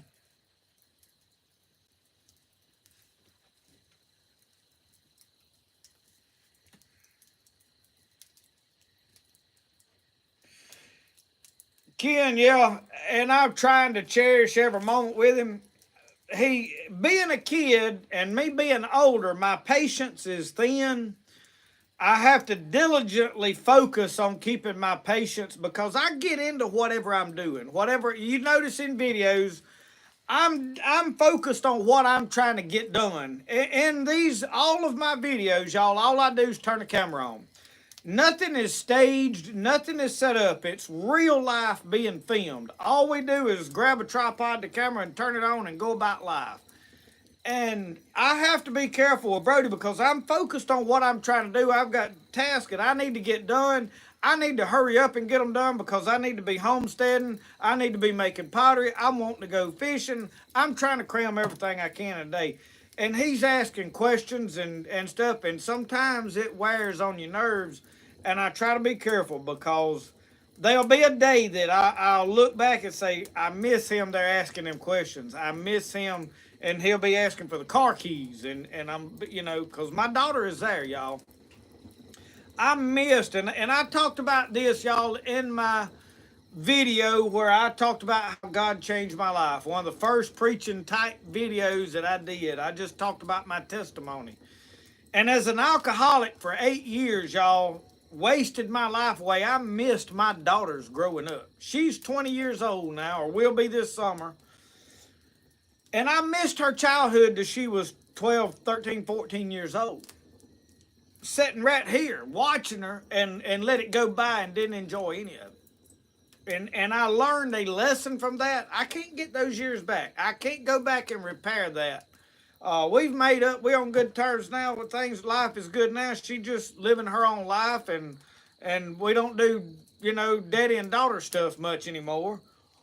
And I try to take advantage of that, Brody. So I well understand because of that how important these years are with him. It don't change the fact that I get frustrated with him. So, you know, it's one of those things you have to learn and figure out how to handle. But hey, y'all, it's just life. And we have to live it. It ain't the same for everybody. It ain't fair to any of us. There's people that's blessed. There's people that's struggling. There's people that's wealthy. There's people that's poor. There's people that's healthy. There's people that's sick. We didn't all get dealt the same hand. And we have to be able to look at the life we're living and find the good in it, find the things that are special, the things that we are blessed with, and not worry about what everybody else has got. Focus on what I have and appreciate the good things I have, and focus on the battles that we've got and fight them as best we can, and the things that we can't change, don't worry about. That's why I leave politics alone. I can't change that mess they got made in Washington, so I don't worry about it. When it comes time to vote, I'll go cast my ballot, but I seriously got my doubts it's going to make a lot of difference. You do the best you can, but I don't worry about it. I'm not going to dwell on it. I'm not going to lose sleep over it. I'm not going to argue with you over it. I'm not. You can be Democrat or Republican and me be the other, and I don't never really say what I am. Some may understand I lean a little more one way or the other, but I really don't sit here and try to identify as either one, and I'm not going to argue politics with nobody. I mean, it's a mess, all of it. And that's just the way it's going to be, I think. I'm not going to argue religion. I'll preach you what I believe, what God has given me, what God has showed me, and I preach it with the Spirit leading me. Not, hey, this is what I like. Y'all, there is a lot easier way to live for God than what I preach and what I believe. There is an easier road.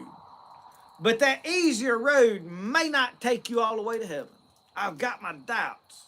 And that's why I preach it strong, because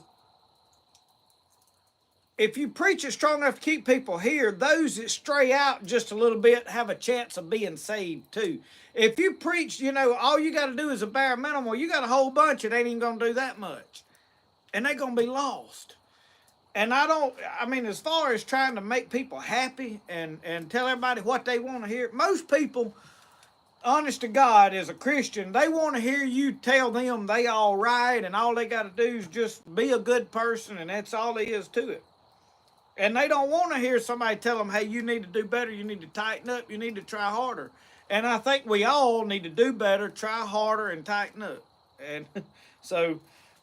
And a lot of people, they don't want to hear, they want you to tell them what they already think and say, hey, I agree with you, you all right, and that's what they want to hear, and I don't do that. So I have lost some people with my preaching. But I don't know how I got way off on all of that. It happens. But life is hard. We're all struggling. I don't think nobody has just got it made. I think everybody has got some great challenges in their life, and we're all struggling with stuff.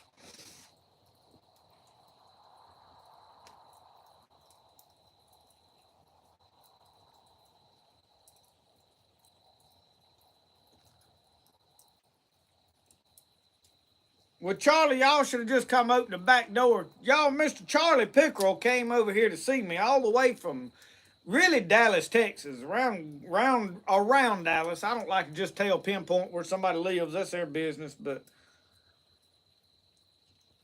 drove over here to get to see me. And y'all, I am honored, really blown away that people think that much of me. I really am. But you should have just come out here and opened the back door and said, look, I wouldn't have minded.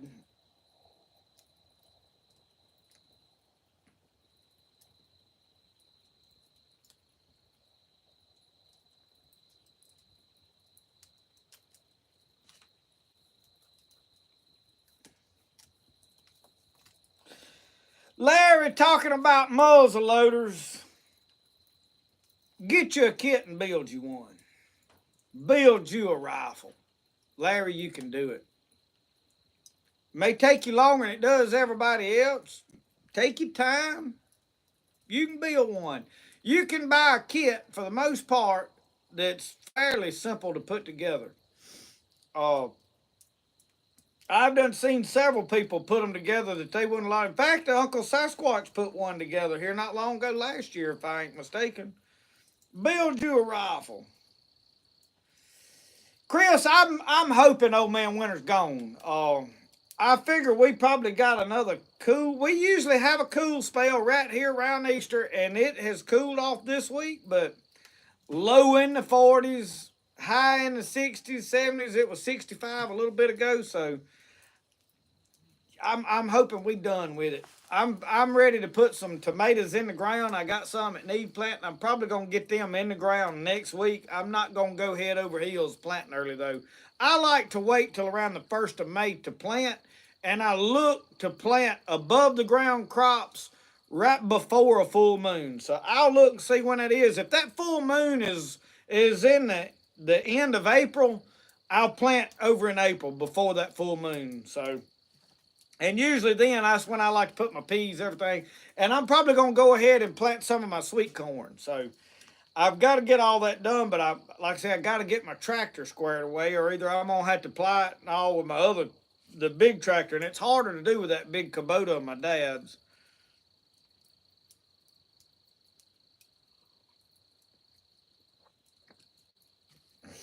Larry, I got that same problem. Them dollars holding me back from building that flintlock, but I am gonna order a barrel at some point over in this summer for my other rifle, and we're gonna get one of them tuned up, show enough, ready to go before fall this year. But I'm not gonna promise y'all no whole lot of deer hunting this year. I'm gonna, if I can't get in a deer camp to where I've got a place to deer hunt. This swamp had so many people in it and so much pressure, you can't hardly see no deer. They have thinned the deer in it out. There's some deer there, but they bad thin, and it's just not a place to guarantee you gonna deer hunt. And if that's all I got for deer hunting, I'm gonna squirrel hunt. I'm gonna fish and squirrel hunt. So that is my view on all of that.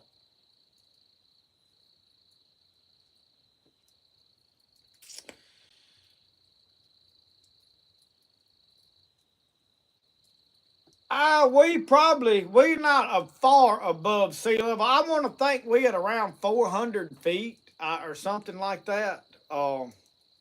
If I'm not mistaken, from the topographic, I remember seeing some lines on a topographic map in the 400 numbers. So that's what I'm going on. I don't just know off the top of my head, but we're a little above sea level, but not no great lot. And we measure everything in hours. We're about somewhere give or take 200 miles from the Gulf Coast. It takes about 3.5 hours to get to the Gulf Coast. So being that we up about halfway up Mississippi, so our growing winds on like 7 or 8, I think. And I think it depends on which map you look at, how they got it, squiggly lines where you fit in. You just get in where you fit in. But I'm excited about gardening. Every year I overload my plate and then I wind up fighting garden all year. And I want to camp and fish more. And I wanted to camp in this swamp, but it has literally been out of the banks the whole spring. It has not been a chance for me to go down there and camp out.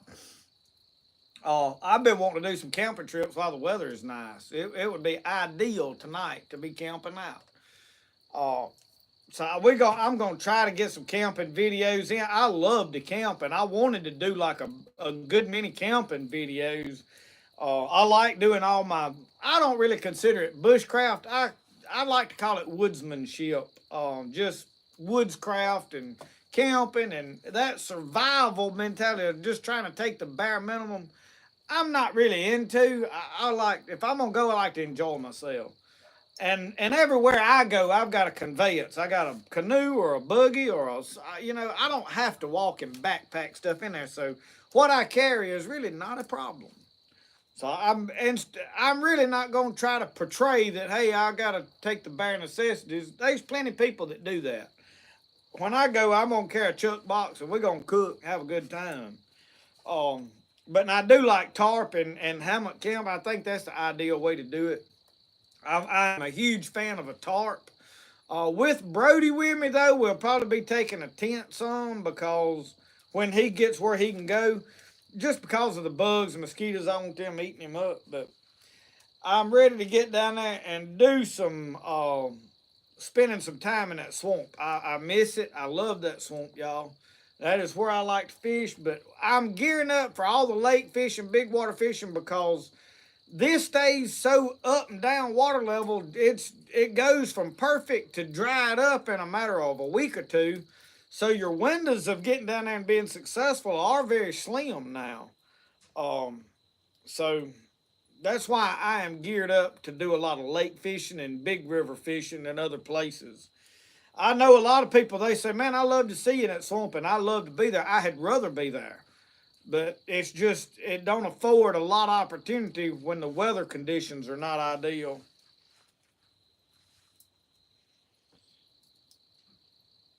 Jimmy, how you liking that cup? Jimmy got that one of them cups that I had made. The fat bottom mugs. Y'all like the fat bottom mugs.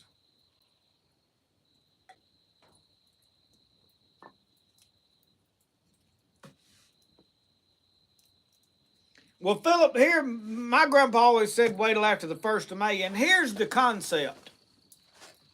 Some years you can beat that. Some years you can get ahead of the game and do all right. But 9 times out of 10, until that ground warms up, them plants is gonna barely grow. They just gonna lay dormant. They not. You can wait till the ground gets warm enough to start planting, and they'll just about catch up with everybody else's plants.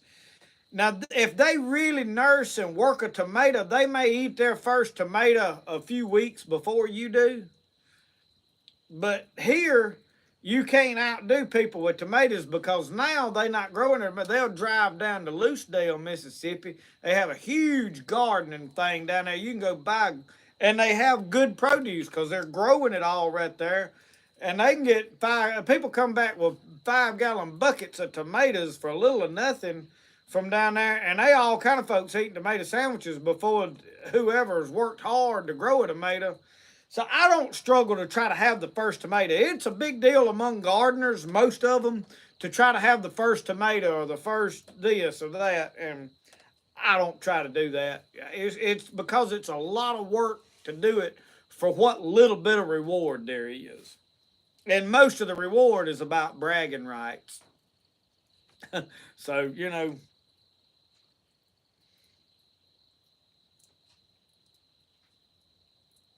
Yeah, Ken, I have seen Big Monkey. I used to watch him some, but now, like I have said in multiple times, it's hard for me to watch a whole lot of anybody. I stay so busy editing videos and working on stuff that I don't get to do a whole lot of watching other people. And there's some people like Mike Reed, y'all. I think the world of Mike Reed, and I just hadn't watched a lot of his videos lately. But he hadn't been posting a lot of videos, and I think he's about gotten frustrated with his channel. I see other people. I try to watch everything that Uncle Sasquatch does because he is a good friend of mine. Has supported me from the very beginning, and we watch Richard Gene, the Fishing Machine. I've been watching God's Country, and I watch. We watch Celebrating Appalachia and the Presley Girls, and there's just a few small channels. I like to find some smaller channels and support them some that's, like less than 3,000 or 4,000 subscribers and just watch those. Some that ain't even monetized yet. But a lot of them, I don't know, when people get into content like with small channels, and I'm trying to watch them, when they start profanity or when they start beer drinking and alcohol and they promoting that, and when I say promoting it, if you on there showing your beer and all on there, you promoting it, and I'm out. That's where I'm gone. And I'm not going to say, hey, you need to stop doing that. You do you. You need to do your own thing on your own channel. Do it the way you want to do it. I'm not going to get on there and tell you, hey, you need to quit this, quit that. I'm just not interested in that. And so with the profanity thing for me eliminates a lot of channels for me because there's just so many people that do it, and then the close to nudity stuff that gets in a lot of I mean even homesteading channels, and fishing channels. Why ever female that's on YouTube needs to take her clothes off for attention is beyond me because you're attracting the wrong kind of attention. I mean, that is, you know.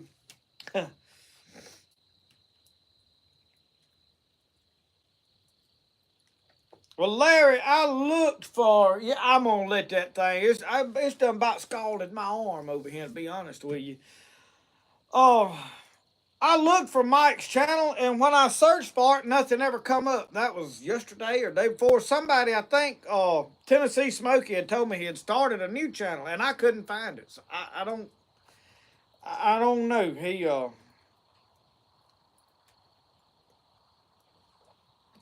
But anyway, Mike Reed preaches the word of God. Well, I searched Mike Reed and it pulled up the channel he had, and they hadn't been a video in almost 2 weeks. So I didn't. I had to get time to search for it again and see.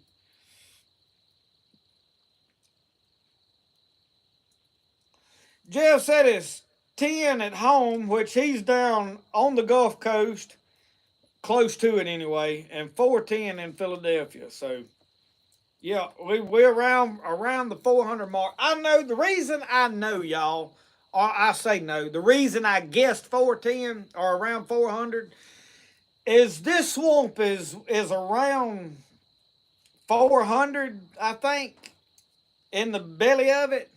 And there's a mound down there that's about 20, 30, 40 foot tall in this swamp. It is, and they trying to tell us that it is a glacier pushed that up years and years ago, which is possible. I'm not going to say because I don't have no way of knowing. But we have the Choctaw the Native American tribe here that build mounds in their time, however you describe that. There's an Indian mound up here, and y'all, I don't say Indian derogatory. You have to be careful. Everything you say on YouTube. The Native American, but it's called an Indian mound. The sign says Indian mound, so that's what I'm going to say. There's an Indian mound up here at the head of the Pearl River, real close to it, and then there is a cave that they dug about a mile from it. Well, about 3 to 4 miles west of there, down the swamp, there's a huge mound that's like 3 times the size of it in the middle of the swamp. And it is, I mean, there's no other ridges, no other look like, it's right there on the bank of the river. I think the natives built it. Oh, and I was looking at that on the topographic map is how I came up with it. And y'all have seen this mound in a couple of videos. You may not have realized it. One, I'm down there camping and I paddle up to it and walk around it. And then when me and Andrew was fishing down here recently, I took him and showed him, and I took some video off the side of it. So,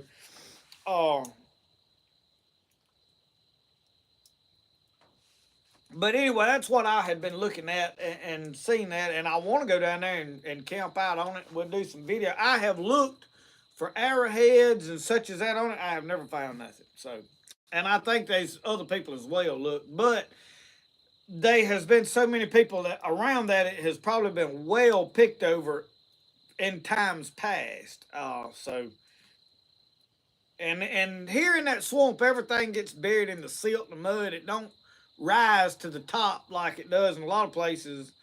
And so if there's arrowheads down there, you probably ain't gonna find them. They might emerge at some point in life. I don't know.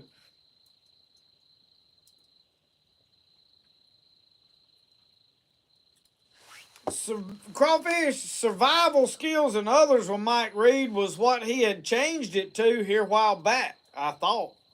He's done changed it again since then. I don't know. And I don't know what's going on, why he don't just put it Mike Reed and let it be. He's changed the name a lot of times, and I think that has cost him more views and viewers than it has benefited him. But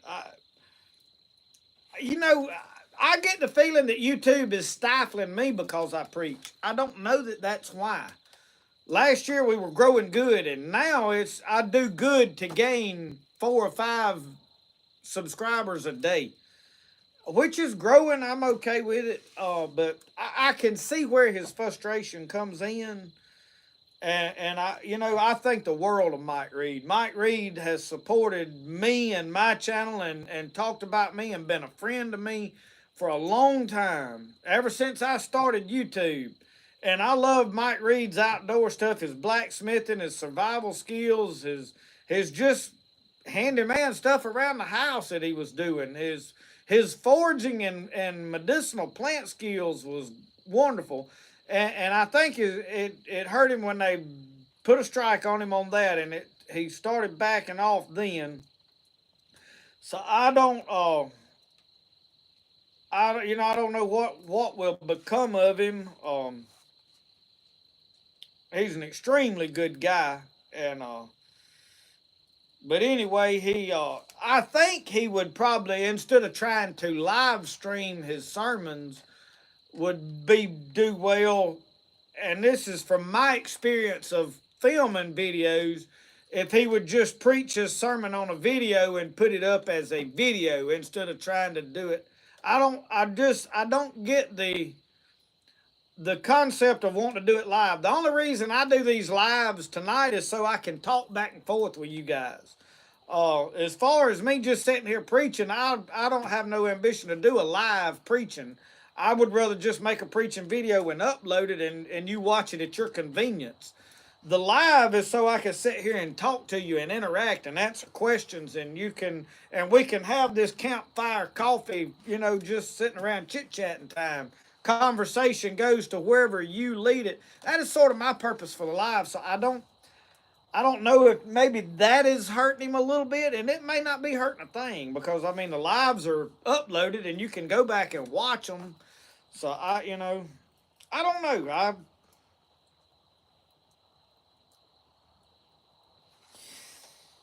Yeah, crawfish, I don't think they like it. Well, I'll tell you what. I'll tell you exactly what the story is. And since we nearly 9 o'clock into this, we usually get into some deeper subjects at this point in time. It's not really YouTube that we're fighting. It's not YouTube at all. It's not Republicans or Democrats we're fighting. It's not other races of people that we're fighting. It's hell that we're fighting.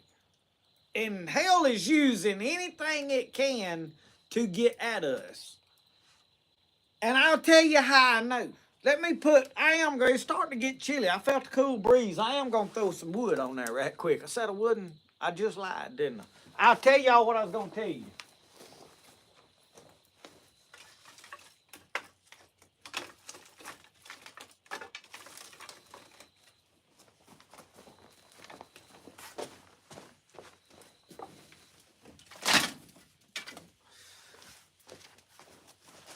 All right, so let me tell you how I know what I'm fighting, aside from the Word of God telling me what I'm fighting and all of that. We all agree the Bible says we fighting the devil. Our enemies, a roaring lion walking about, seeking whom he may devour. We know all of this.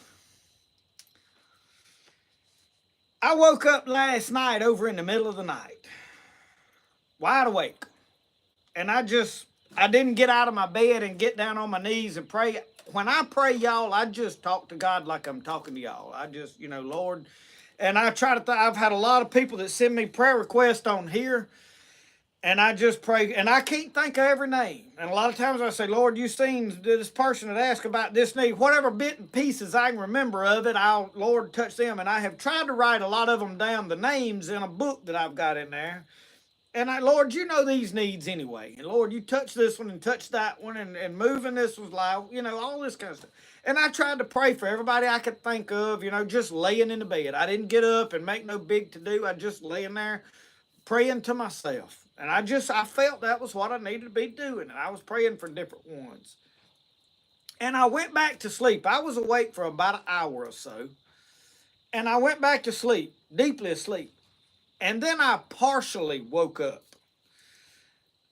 And when I say I partially woke up, y'all, I woke up to, I could see everything. I was aware of being in my bedroom, laying in my bed, being asleep, laying there. I could not move anything in my body. I couldn't pick my head up because I kept trying to look, and I couldn't. I couldn't move my hands. I couldn't move my feet. It was like I was paralyzed. So I'll say I was half awake, half asleep. And y'all, there was a demon standing over me on my bed like a dog.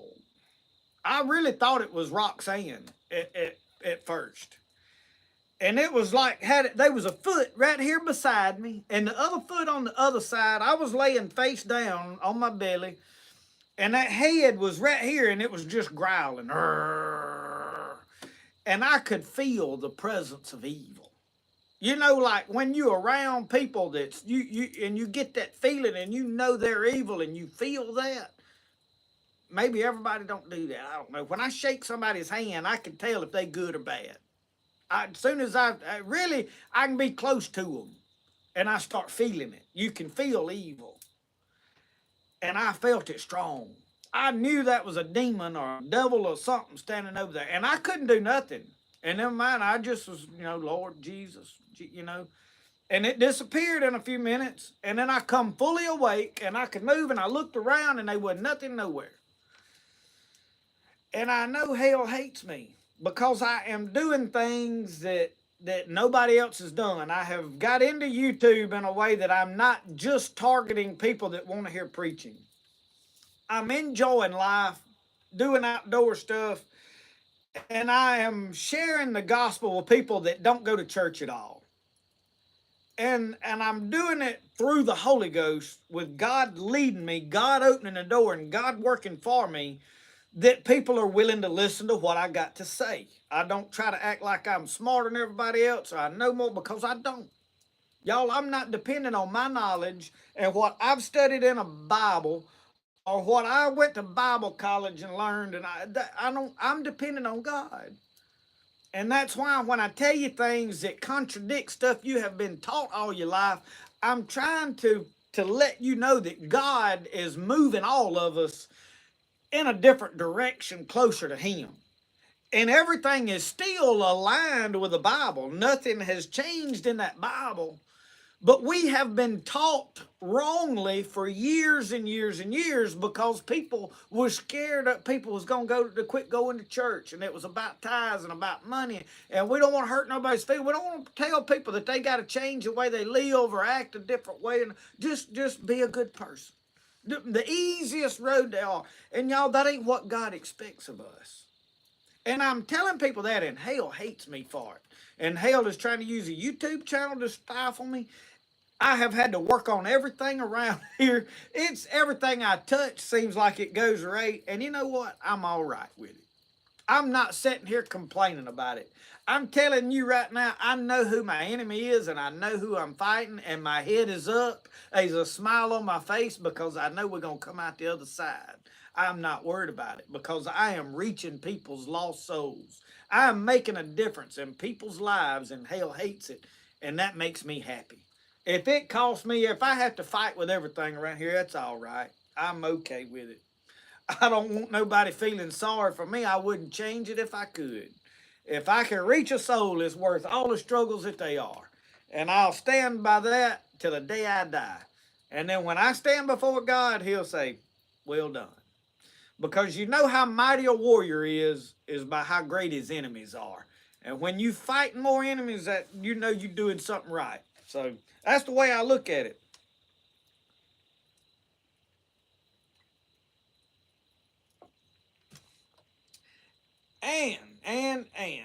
Um,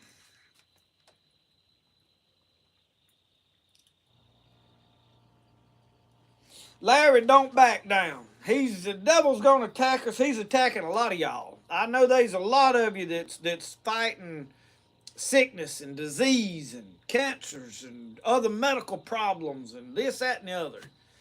Some of you fighting marriage stuff. Some of you fighting financial things. Y'all, we're all struggling in some area of our life greatly. But it's okay. It's okay. You won't die in vain. You won't struggle in vain. It's about, can you keep the faith in the middle of the trial? Can you still trust God when stuff don't look good? Do you still say, you know what? Like Job did when he said, though he slay me, blessed be the name of the Lord. Blessed be the King of Kings and the Lord of Lords. And that's what it's about. It's not about us arguing over theology and, well, I think this, or the Bible says this, or that, you know. It's about having a mentality of, God, would you ask anything else? Is there anything else I can sacrifice for you? Because he asked Abraham to sacrifice the promise that he had, his only son that was his out of his loins. Sons by the women, but Sarah was the one he wanted the son with to carry on.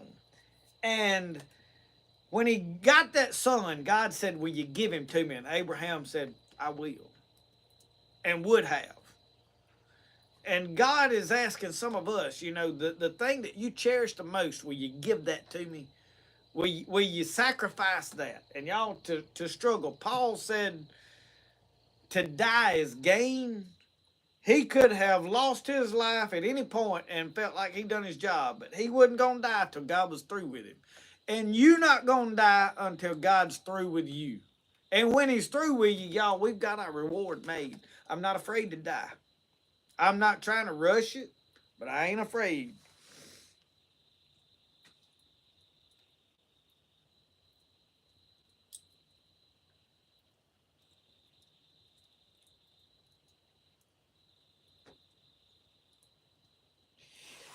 Crawfish, I'm going to be honest with you. I've been asked a lot of times, am I pre-trib, mid-trib, or post-trib? And I tell them, what difference does it make? The way the Bible is written, and it mentions at one point, and you can take scripture, and I've said this several times, there is scripture to back up God coming before the tribulation, in the middle of the tribulation, or after the tribulation. You can find scripture to prove either way. I have heard it taught mostly that he'd come in the middle of the week, that there would be 7 years of tribulation because of when they start the sacrifice of the temple, the building of the temple, that they was going to be 7 years there, and that the Lord was going to come back in the middle of the week. So it's somewhere at that 3.5 year mark was where he was coming back. I can't sit here and tell you I feel like that is the truth or no. I'll tell you this, and I did a video today that I briefly went over some of this. It don't matter when he's coming back. We need to be living like he's coming back tomorrow. I feel like we will see some of the tribulation.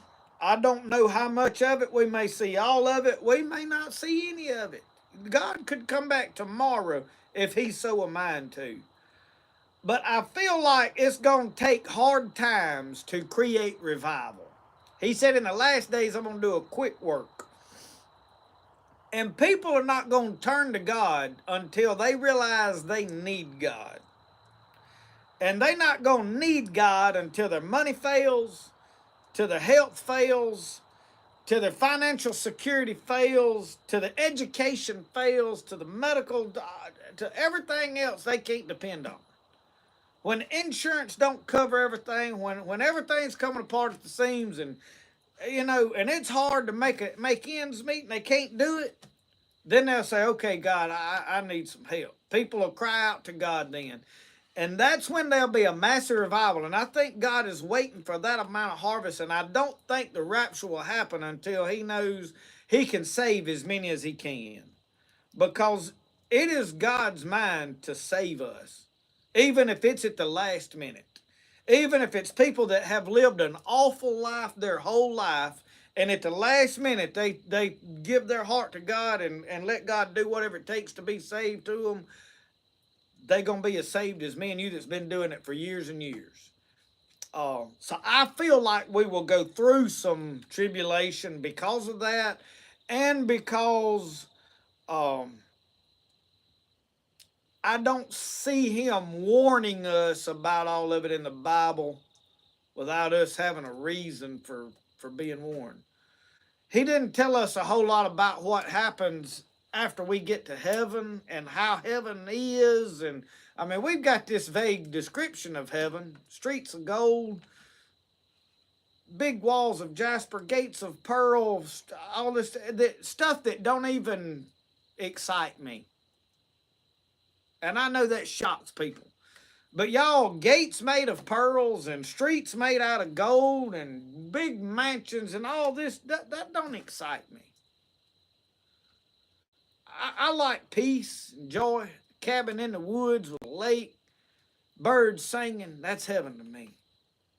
When I can prop my feet up on a back porch and just sit there all day and watch ducks swimming and fish jumping and just sun setting and it's a pretty day every day, that's heaven to me. I'm not excited about gold streets. That don't even that don't even excite me. I'm sure it does somebody, but you know, tell me, does it excite you? Now, the being with God, getting to see my Savior and feeling that peace and that excitement and that joy and being lost in his presence is something that I can get excited about. But having a mansion and being in a big city and all that I think about that old song that old boy sang. It says, "Let me live on the outskirts of heaven." I feel that. I really do. I can see why somebody would write that. And I think God has it fixed in a way that it's going, our attractions are going to be different probably when we get there. I don't know. But as long as I don't go to hell, I'll be happy with whatever he gives me. If it's a mansion and a castle and and these, I'll be happy with whatever he gives me. I promise I will.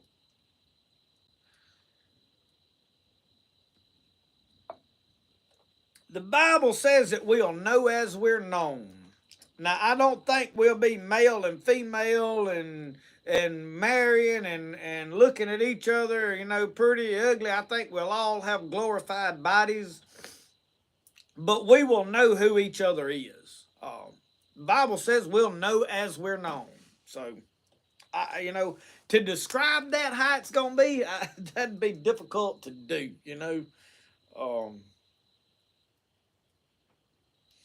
Yeah, Jenny, material things don't excite me. I mean, I like I want to have my boats to fish in, guns to hunt with, and land to hunt and fish, and lake to fish.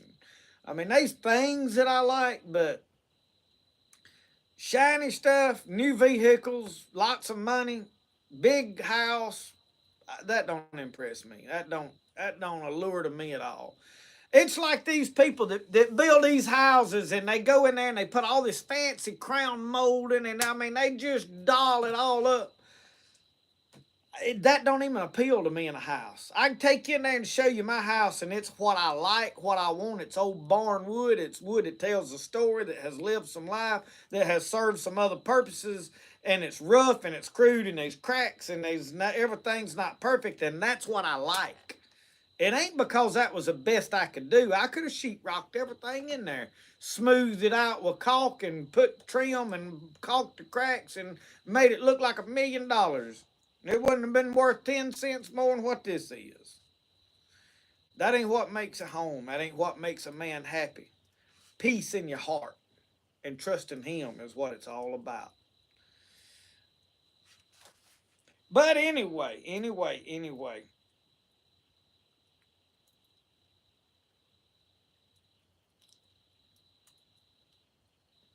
We get way off into some deep subjects every now and then.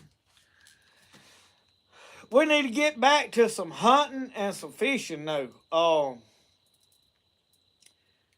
Any of y'all running any catfish lines? How many of y'all out there are actively catfishing? How many of y'all are catching fish right now?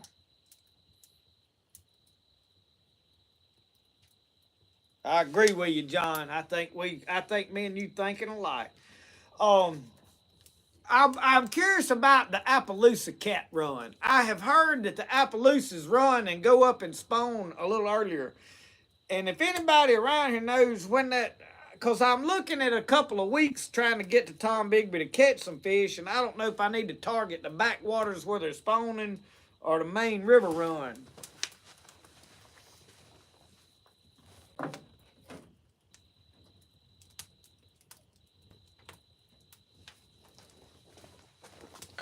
Went over there and got me a snack.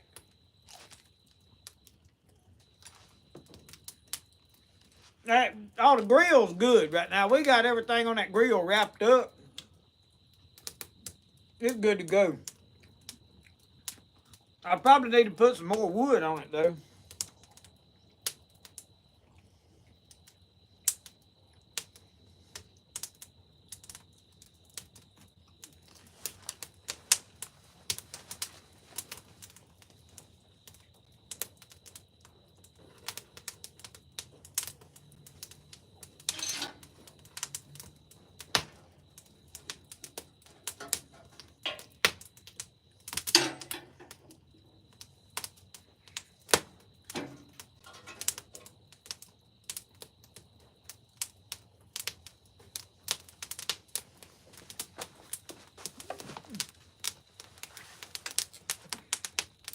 Did y'all think I left again?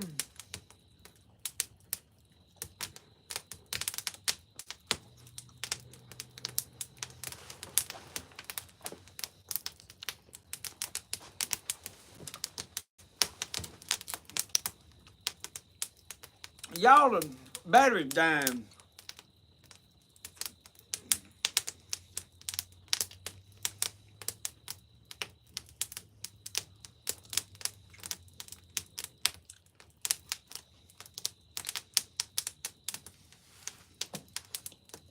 The catfish is hitting them green. I caught 3 catfish the other day, and they was in backwater, but we didn't catch no big ones.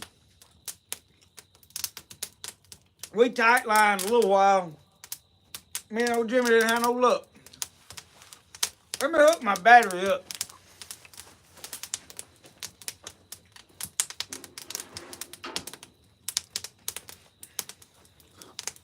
I got this battery pack, and I hang it on this string, and I had to hang it on my tripod. Get y'all, whoa, what'd they put in my coffee? Done got to staggering around. Yeah, the fire's going now. I need to get some more wood ready to put on it.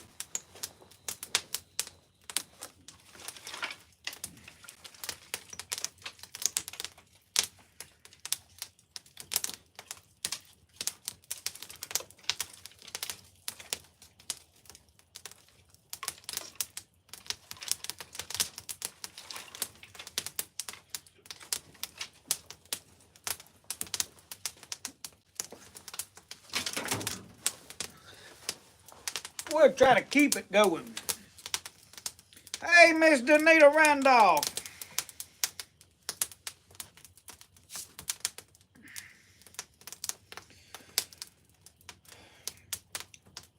This is Miss Danita that's up there at Sunbright where they had the tornado.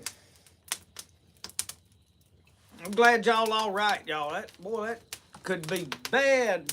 We get to fight them tornadoes. It's just not getting started down through here.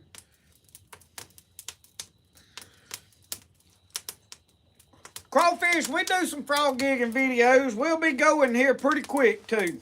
It's getting time of year right now for us to start frog gigging here.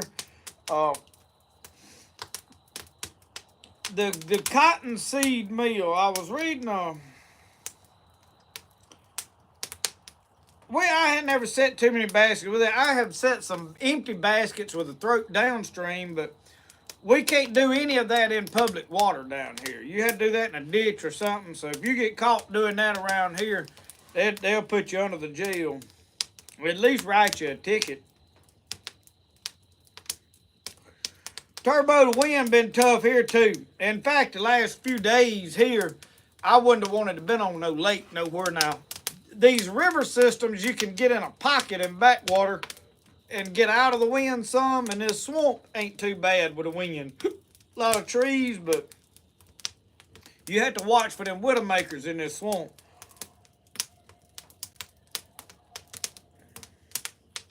And our swamp, the river's been way out of whack, and that's why I hadn't been in it much.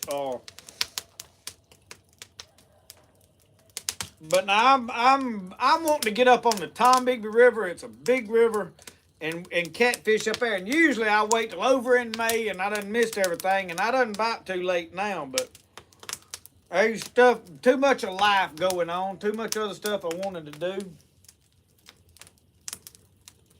Me and Brody's gonna get up there and chase some jug lines in backwater, though. That's gonna be the first thing we do. And for me to run my big lines, I have to have somebody with me that can help me. Tommy, good to see you tonight. I thought you done got mad at me and wasn't coming.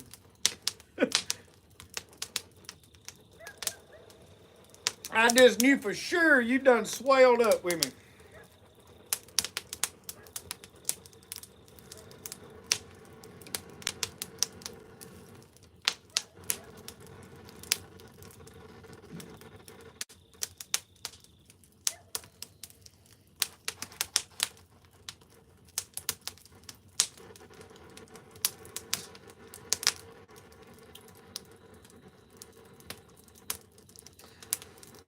I don't know what all I heard. A lot of comments. I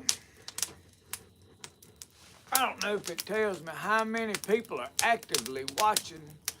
Looks like there's about 105 people on here. So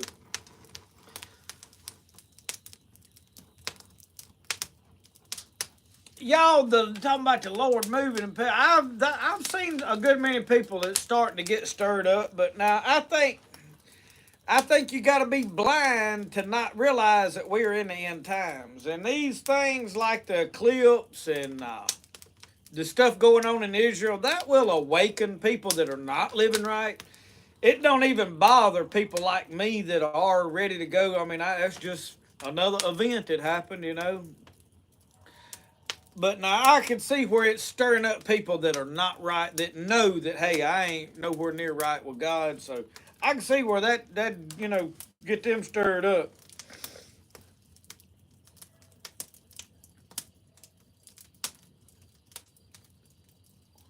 Yeah, Danita, I looked at some video last night of the towns up there, and I seen a lot of damage. It was a news deal. They had went through and made a video, so I seen it. It tore the town up bad.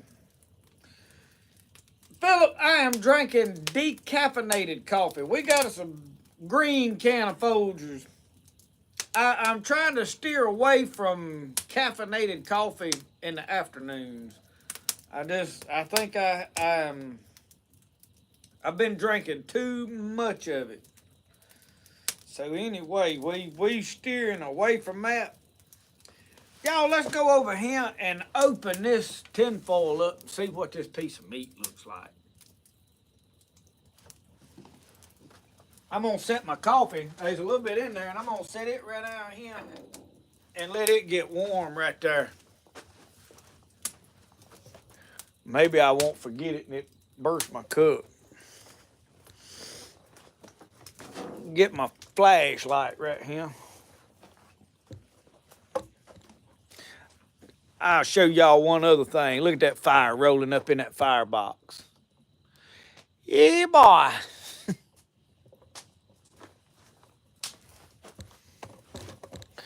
And I know that, I know this cat, I got text messages coming through. I know that battery pack of banging around on there is probably making a lot of racket.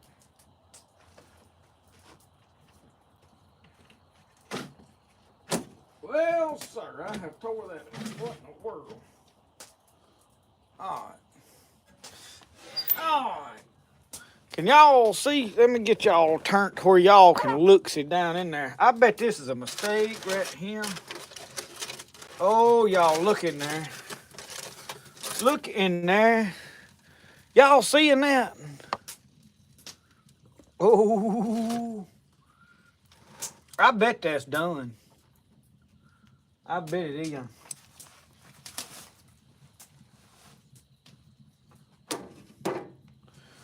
Let's do it like this right here. It's hard for me to tell off over up in here. Oh, yeah, look at that smoke ring, y'all, in that. Oh, my Lord. That is done.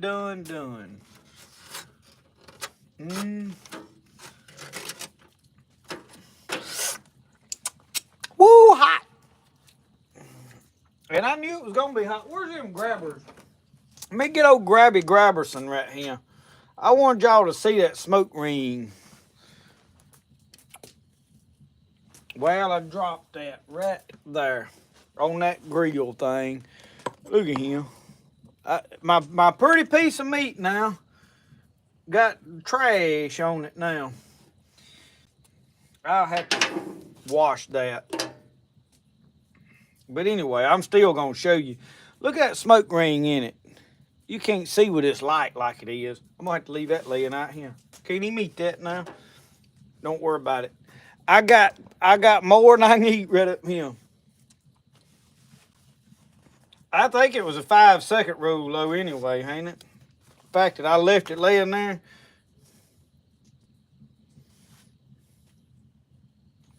It's just grass. We'll leave it alone though. I know somebody's waiting for me to pick it up and eat it. I might, but I ain't gonna do it on camera. Because I don't want you to think it's all right to do it. You know, there's some folks, here's the thing. Yeah, Roscoe'd have been here. He'd been on the money, and he'll probably get that. That's probably what'll happen to that. And I ain't grateful. I don't think I'm above eating it. I ain't. I just ain't gonna do it on camera because I don't want to have to argue with about 10 different people. But here's what I want to tell you. These people that say, oh, that was on the ground. I don't eat that. That's nasty.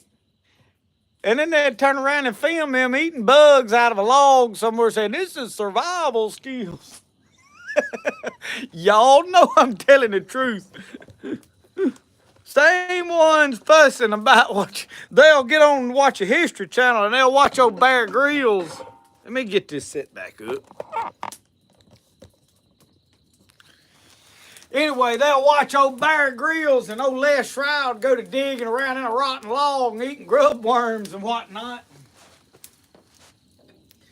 And they'll frown on me for picking something up off the ground and eating it. But that's done. I'm fixing to have to go get something and I think something else, Larry. I watched an old girl cook in a fire. She took a steak and absolutely laid it in the coals, just ash and all, and just went to eating a steak. Good steak. And I said, you know, I don't know if I'd have filmed that or not. Hey, yeah, I'm not above it. It'll hit the ground rolling. I ain't dead, and I'll pick it up and eat it. I ain't afraid, but I ain't going to film doing that because I had to argue with somebody. There'll be some bleeding heart go to scolding me about it.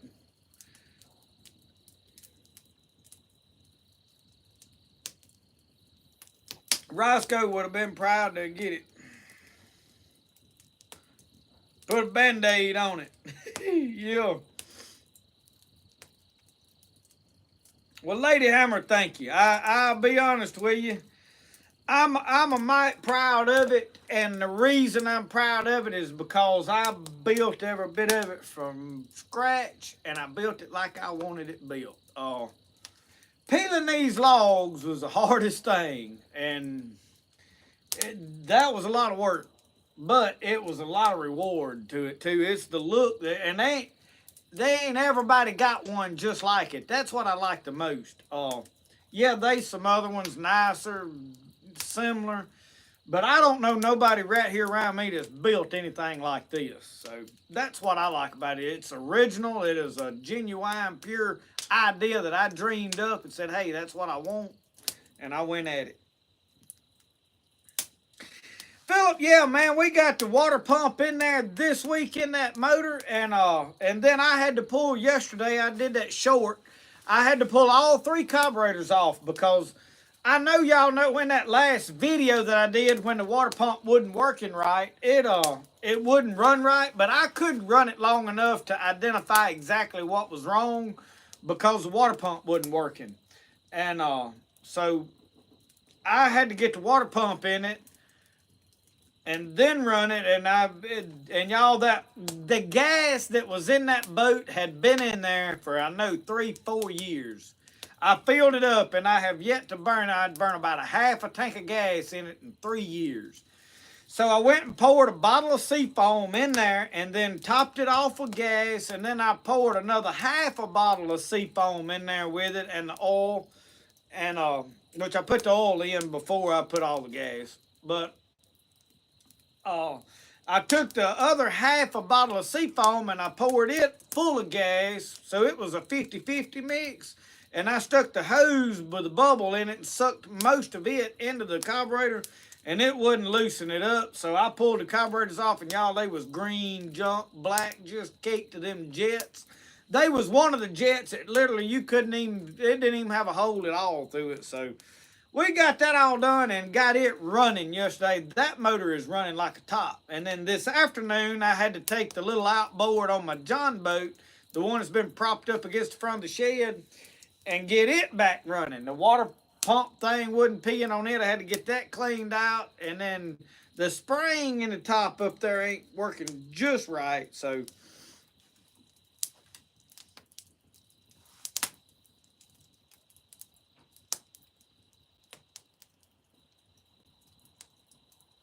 John Thomas, I ain't above eating it. Don't think it's gonna go to waste. It's laying over there by the grill for a good reason. It's probably cooled off by now. I tell y'all what we'll do. I tell y'all just how this works. We're gonna take your pocket knife right here.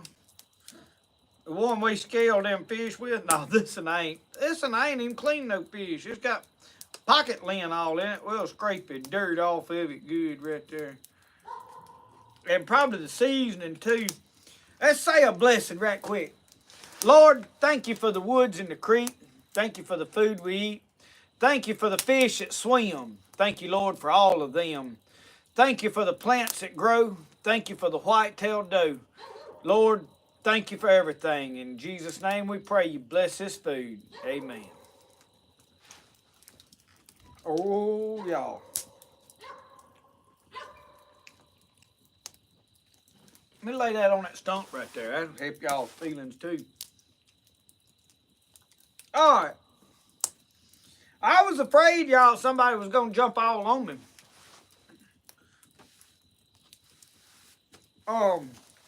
I'm finna have to get Michelle, though, to come get a plate, and let's get the rest of that off, because it's done.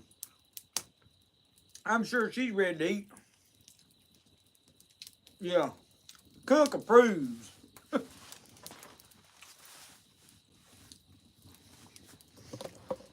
Let's handle this way. I'll try to hold this thing. It's banging. I know that makes a lot of racket when it hits. Hey! Hey! She done RUNNOFT. Yeah, they done got something down there, tree. Well, they done quit barking now.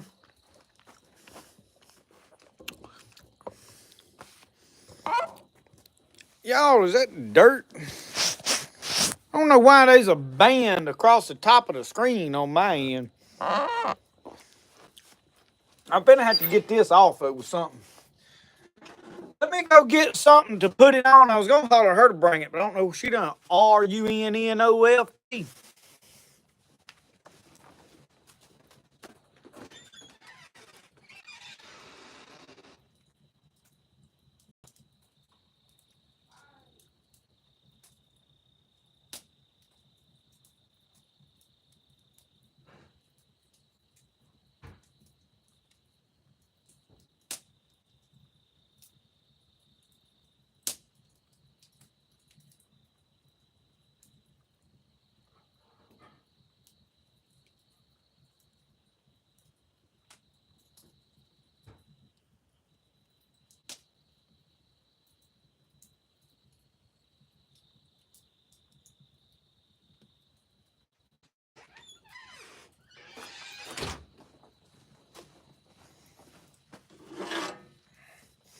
y'all, I got this is an old microwave tray.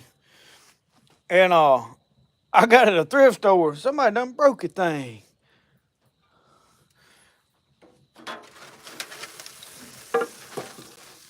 Oh, all right.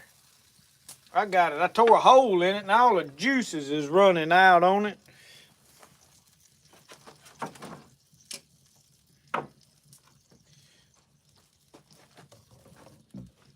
Let me go set the camera back up over here. Oh, I'm running over stuff with the legs of the camera, y'all. Y'all seasick yet? If you ain't, you will be. I'm gonna carry this on in the house, y'all. Hey, this thing looking good. I mean, oh, there's another bite right there. Y'all, I'm trying to think of what I put. I had some rub that my buddy up in Hernando gave me. Tin Man gave me some rub from a company he works for. And then I put a bunch of brown sugar on top of that. Oh, it's fine. It's fine. Oh, it's fine.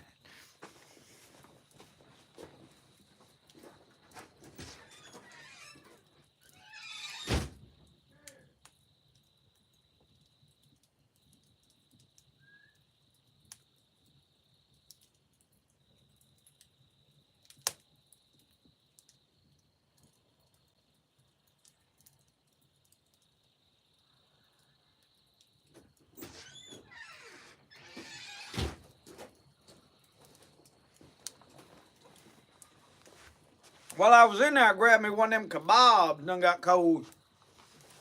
I might have to stick him in the microwave.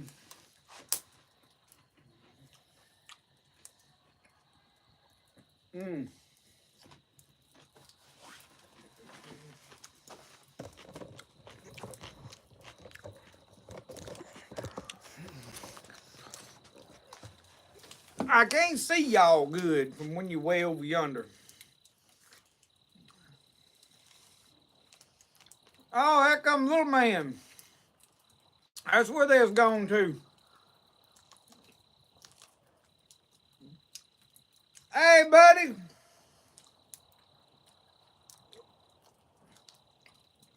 He worried about what's on that TV, I think. He wanted to make these corn wheels.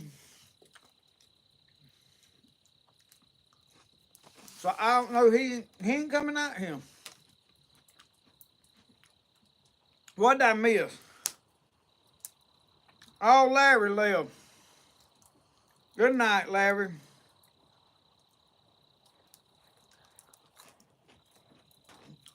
Hey, I'm gonna tell y'all something. We're gonna eat good around here if we don't do nothing else. And I ain't kidding when I tell you it's good. It's fine. Brody! Brody! Did you know we made corn wheels? We cooked corn wheels. What? We cooked corn wheels. They in there in a bowl. I'll show you. Come on. They need to be warmed up. You want to lay them on the grill a minute? Roscoe didn't even get one. Y'all, that makes a big long toothpick. You can get that hole in that tooth way back there with that. And I better watch it be sticking out the back of my head in a minute.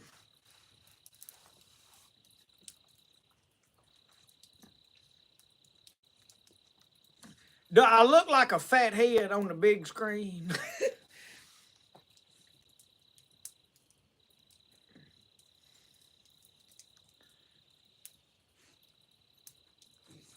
Yeah. Glutton for punishment. That corn, they got stuck all in my teeth, y'all.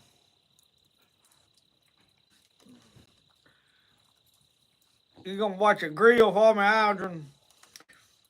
Oh, Lord, Lord.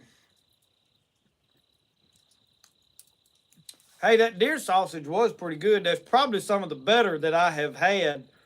Like I said, I'm not a huge fan of it, but That was pretty good there. We done let the coals and the fire die out. I need to burn the rest of this junk I got right here. My dad wanting his buckets back. I think he uses these to grow tomatoes and whatnot in.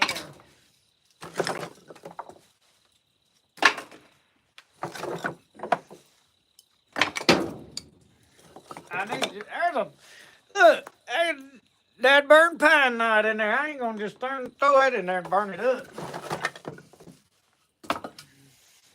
But y'all, we ain't got no shortage of pine knots around here now. If you need fat wood, I can hook you up. I seen somebody selling bundles of it.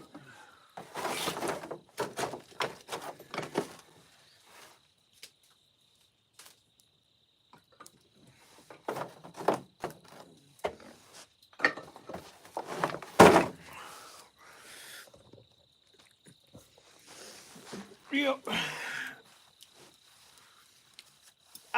There was somebody right here on Facebook had bundles of pine, they was burning or selling.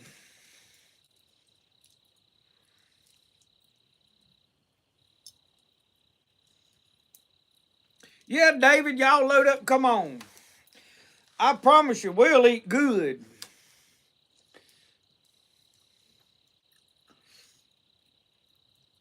Old Roscoe he'll get his fair share. I tell you what I did. Y'all remember when I smoked them deer backbones to put in turnip greens and such? Well, we didn't eat about half of them, and they stayed in the refrigerator till they started growing hair. Y'all know what I mean when that mold starts getting long hair on it? Well, all of them wouldn't. They was in a Ziploc bag. So I just threw all of them out today. And so he has buried them things all over the yard. My mama said, Roscoe's down there burying something in the pasture. Michelle's down there trying to look. And I said, well, I threw ham hock or deer hocks out. I know that's what he had them buried. He'll be eating on them for I don't know how long.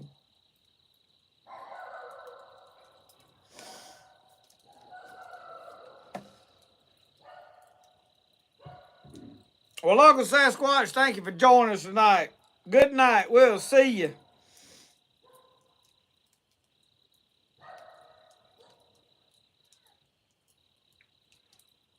Doesn't come unfed. Yeah. Hey, I'm trying to come up with some ideas for fish, and I got a fish recipe book, and I've got a dish pan full of, well, I say full, what's left of them crappie I didn't fry the other night, I have got to cook sometime this weekend, maybe, and I think tomorrow we're going to probably go eat where my daughter works. She's waitress at a restaurant, and there's seafood and stuff, so we're going to go support her and eat there. So I ain't gonna get to cook. I may have to cook them for dinner tomorrow, and I'm thinking about doing like fish tacos, or I don't know. If y'all got something you want to see film done with fish, send me some ideas or suggestions. I've got a recipe book with all of it, and I thought about smoking some fish. I don't know how well that would work. I may try to do it on this smoker, but you need to cold smoke it. So I may need to go build a fire in the Ashley wood burning heater and see about smoking them fillets down there. But I don't know. I don't know I don't know nothing about it. I ain't an expert, in other words.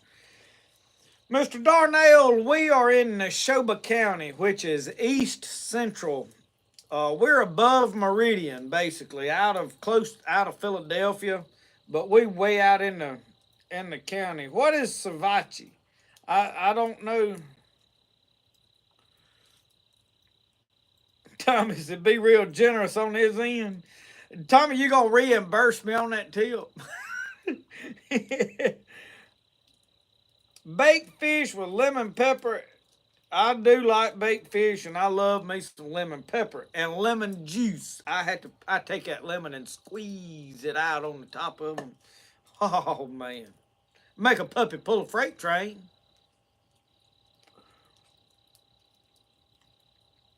You're in Chunky, so okay, well then I ain't gotta get in all detail. You know, but I'm up here right out northeast of Philadelphia.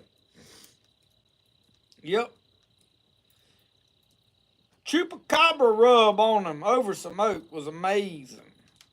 Cal, them catfish fillets is good, but now they not as good as bowfin cooked on open fire. Yeah.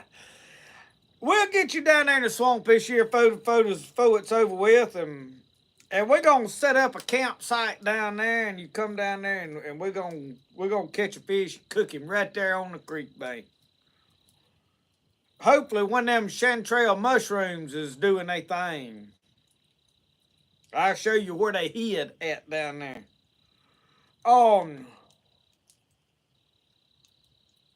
But just know that anytime you cook anything on the creek bank, it's way better than anywhere else it's ever cooked. Tommy, let Kyle eat them raw. That's what I'm screaming. And he can pee in his underwear. Oh, Lord.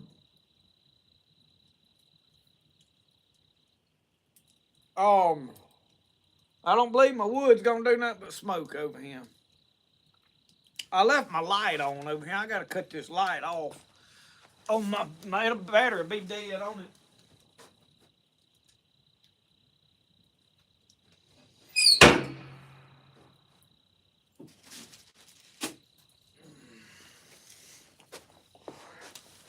I'm trying to be fair with all my fish knives. I took one a couple of days and lay it down and get another knife. This one is actually a saber. And the only thing I don't like about it is the tip of it is real square. Like, I don't know. See how square that is? There you can see. I ain't really crazy about it. I like them a little more tipped. Roscoe, you was gone while all that food was being dug off a grill over there, and you missed Slam out, son. Come here. Oh, easy now. He been a little bit ornery lately. I don't know what his deal is. He ain't got to go squirrel hunting or nothing. What's down there? Oh, he's got to go see, though. Get him! Where's he at, boy? Get him! Now they'll go the rest of the night. I hope he didn't see the ironing board. May not ever see him again.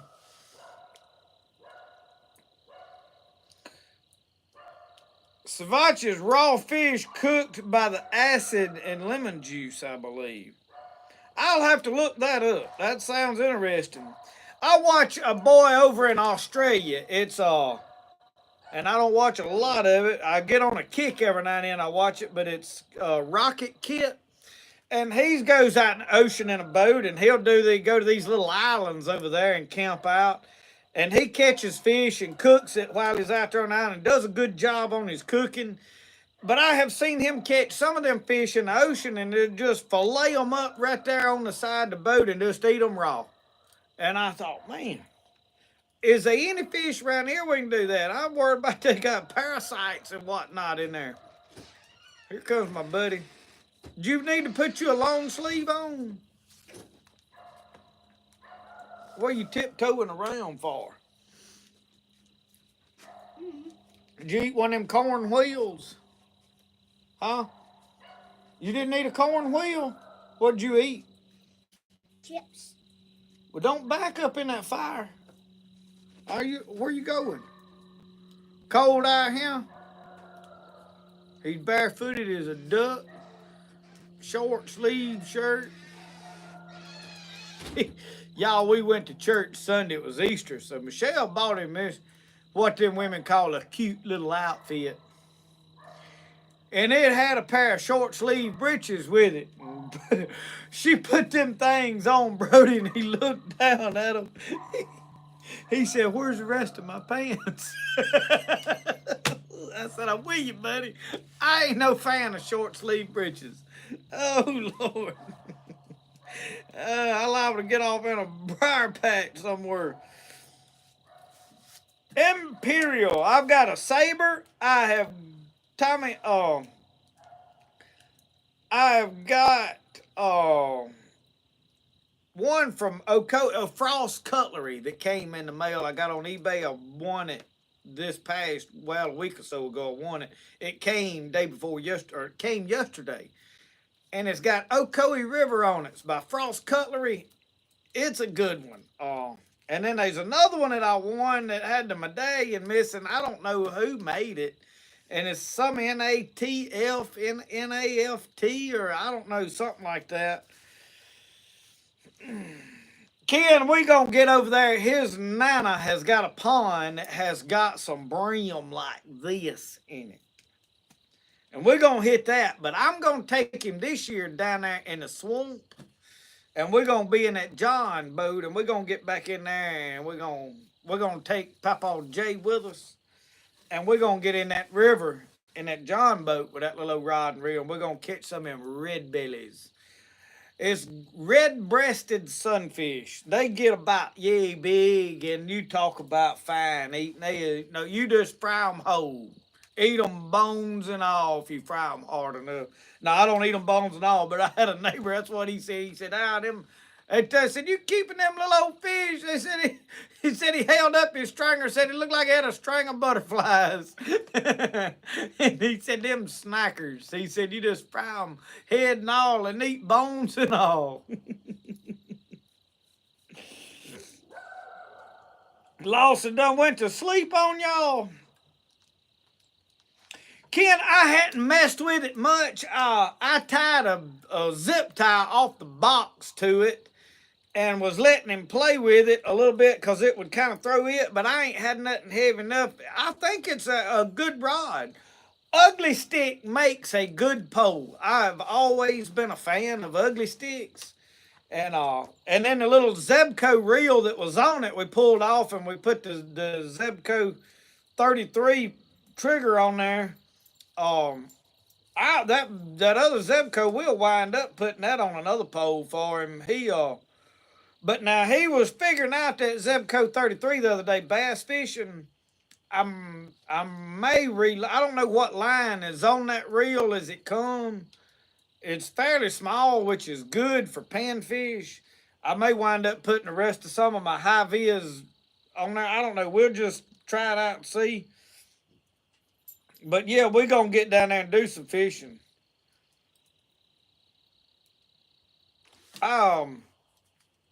The red bellies, I hadn't done a lot of targeting them, and I'm wanting to get down there in like the kayak and do some serious like bass grinnell fishing, to where I really ain't trying to keep fish, where I can get down there and just catch fish and put them back in the water and see what all we can catch and get into some of them places. But I'm also wanting to go target bowfin this year in some of the bigger water. They tell me down there in the upper ends of Ross Barnett Reservoir, there's some flats.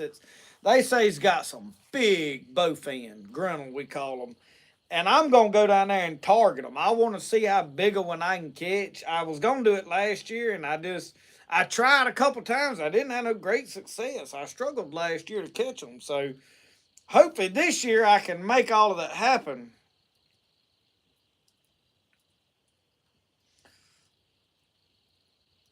Cindy, I think the fish knife is the greatest knife for a fisherman that there is.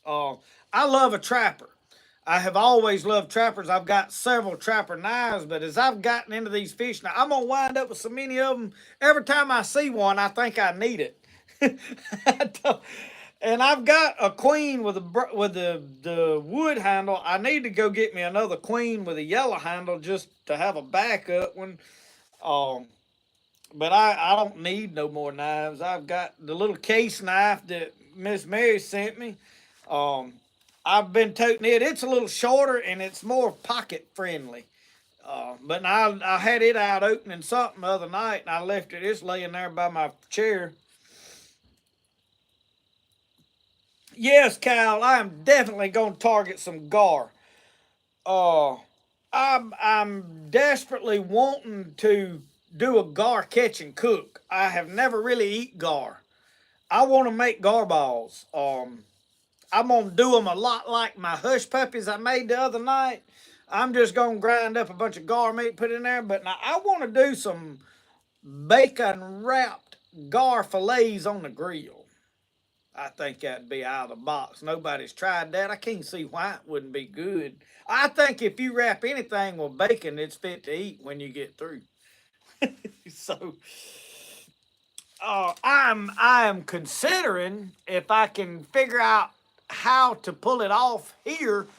I know in big water it's easy to do with a bigger boat, but I need to get my lighting all set up. I've thought about trying to bow fish. I have never bow fished. I'm not even good with a bow, but I think I could take that black hunter. The only thing I need to get a real weak bow that I can shoot good, and I may take. I got an idea. I have got a compound bow that used to them old bows. It's big. I'm thinking about taking a limb, slam off of it, completely this, and using the riser, and then making me some PVC limbs for it that's recurved, and string them up, or either possibly just making some limbs out of maybe hickory or something, putting on it, and making me a bow fishing. That would make some great videos. That might be a good idea, just to see if it'll work. It may work terribly. I don't know. I may think about it. What do y'all think about that? At least we could make a bow like that. My making just an all-out hickory bow is time-consuming, and I've been filming so much stuff, I haven't been able to make none of that happen, and I've got to get back to making some knives, y'all. I hadn't finished my fillet knife I was going to make. Brody, come here and you can throw these blocks in the fire. He's opening that. He likes to squeak that door. I don't think his mama's wanting him outside. Roscoe just went in the house.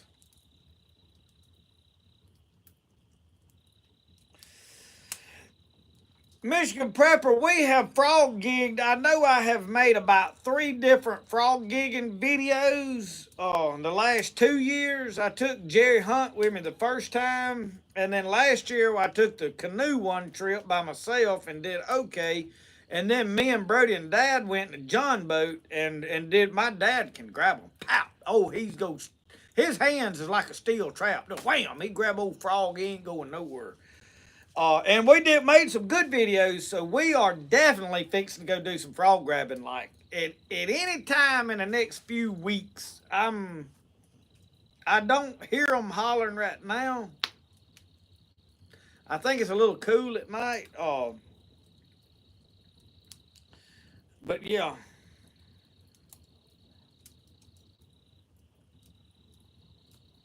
Oh yeah, Kyle. We'll get wrapped up in that bubble wrap and all such as that. Appalachian Explorers, you've missed me cooking. We cooked what was it? A Boston roast, Boston chuck roast, Boston. So it wasn't a Boston butt. It was a Boston something roast. Anyway, we cooked that. Cooked some corn wheels tonight. Dropped a piece of the meat on the ground and eat it anyway. We've had a good time. Made some of them corn wheel kebabs. What else we do, y'all? Preached a little while, talked about the end time. I don't figure you'll miss that, though. I think we'll all know when that happens.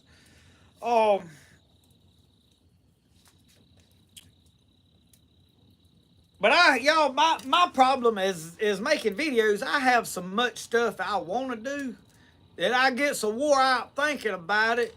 I'm so tired when I get through deciding what I want to make, and I'm tired and don't feel like doing nothing. I sit down and say, well, I'll wait till tomorrow. I hear that air compressor down there must be leaking. This is the 3rd time it's kicked on down there.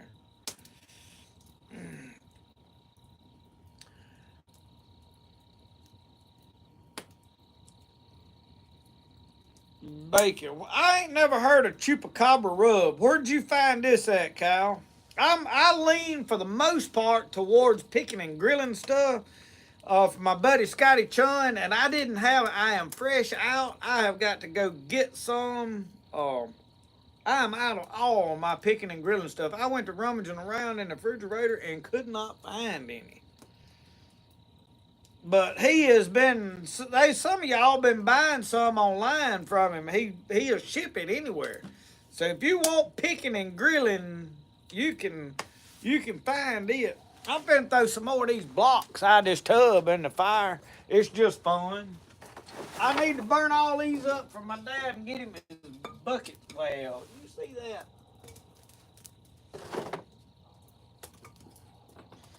Well, they're gonna all roll out of the fire, I reckon.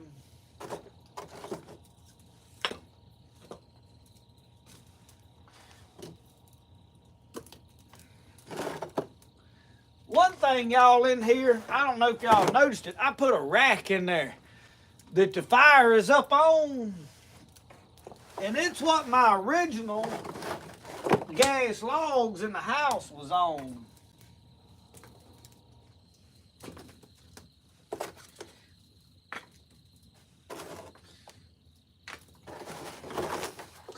We bite down to the bottom. I'm gonna burn all this mess up. Or at least get it all through in the fire pit. It may not burn.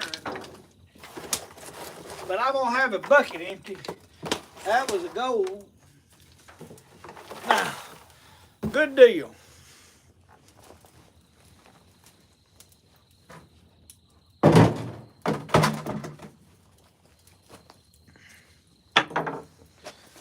Oh, we cooking now.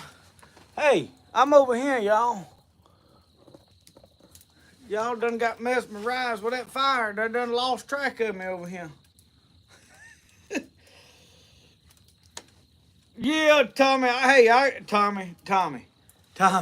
Hold what you got here. Hold up, hand. Hang on.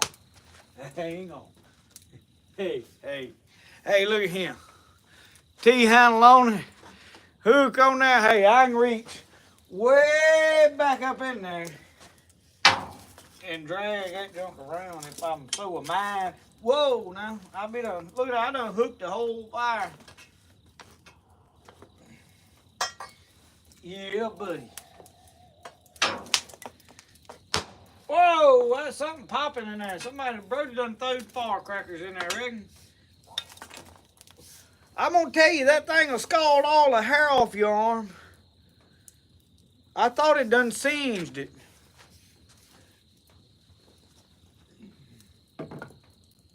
I got me on.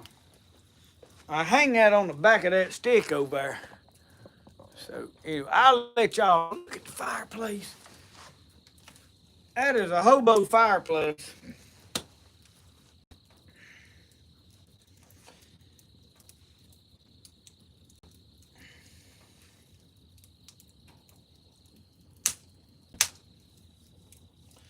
Yeah, I need to build me a big old belt grinder, Ken.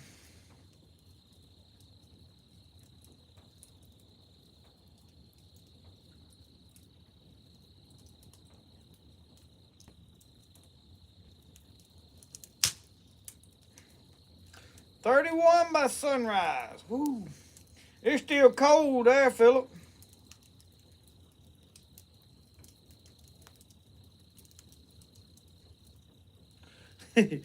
No, Tommy, that was a piece of tubing and a piece of rebar I welded together to make me a beaver dam destroying tool.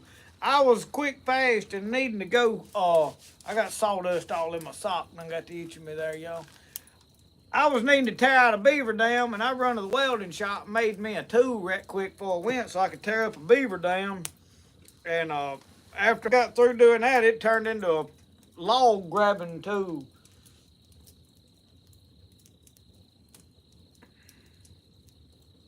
Dwayne, glad you with us. You got the tail end of it, but we don't mind if you back it up and watch us cook and broil a roast. Hey, it's fine. It's what we call a fire poker in Alabama. Yeah, it does a good job poking around, grabbing them blocks up, and dragging them up under there. You know, the old fire pit, the more I use it, the better it works. I mean, I could get out here at night in the winter and just really get a fire rolling and be comfortable because that thing reflects the heat. It's cold and me bad, and I'm 4 or 5 foot from it. It's throwing some heat out. So it warms up under here. And then I'm going to eventually do some walling up on the sides, not the whole thing. I'm going to do a portion of that side, and I may do I don't know, I don't want to block all my view, but I may do like a waist high rail out across because I want to block some wind from blowing through here so bad. And my intentions originally was to wall this whole outside up, and then this middle bay right here was going to be the fireplace, and it's going to be solid. And then the sections between the other 2 posts, I wanted all window. And I wanted to get me like 2 of those antique windows with the individual 6 panes in them. And I wanted to get like 2 of them and put over there and 2 over here. And you know, be plenty of able to look out, but it blocked air. And then Michelle mentioned something about screening the rest of it. Because y'all, the bugs at times will get terrible under here with the lights and me cooking. The other night when I was out here, they was terrible. Tonight it's cool enough, they ain't hardly no bugs. And it's probably down, looks like it's around 50 something degrees now. So the temperature is dropping, but it ain't gonna be cold by no means. It's good, enjoyable being out here weather. Really need to put my long sleeve on if I wasn't sitting right here by this fire. But I'm blistering this one arm and got chill bumps on this other.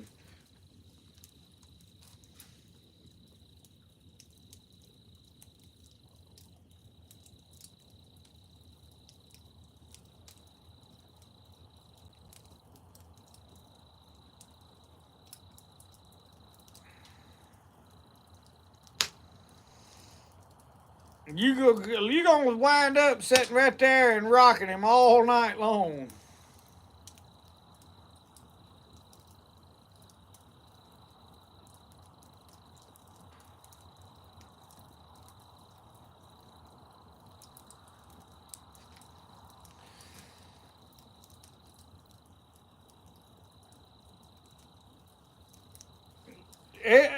Cindy, it's like a gun. None of us, I don't need but about 3 guns. I need a shotgun, a 22, and a hunting rifle. And I can hunt anything in Mississippi with it. But I got way more than 3 guns. I mean, you know, I don't need another flintlock rifle, but I'm gonna build one eventually. I just like it.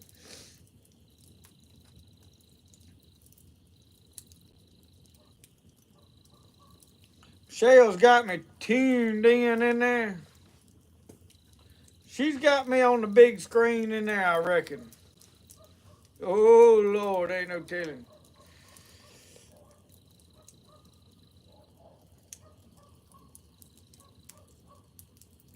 Diana Bowen took the 6-year-old son tent camping. They're supposed to get down below freezing tonight. Well, me and Brody was gonna camp out one night last year here in the yard. We put the tent up, blew the air mattresses up in it. I mean, done everything. Got out there cooking marshmallows, and he reached and grabbed that marshmallow and was gonna bite it off the end of that stick. And it had them metal skewers, and he stuck that thing to his lip. On in the house we went. That was the end of the camping trip.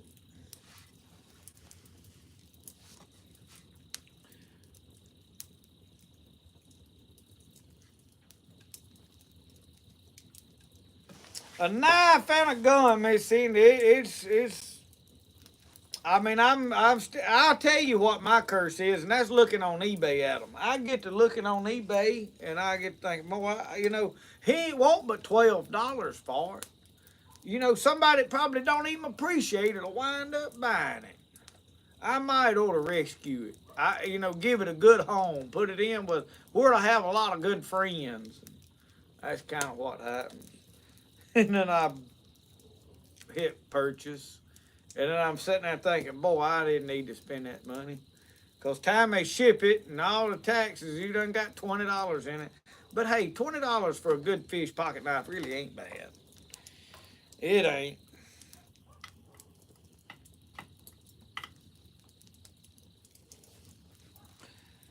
Well, y'all, what y'all want to talk about now is getting dull. We losing folks fast. But I may be fixing to lose me. It's done near about 10 o'clock. Do you know where your kids are? Y'all, I say that. There used to be a commercial around here. I don't know if they had them commercials everywhere. And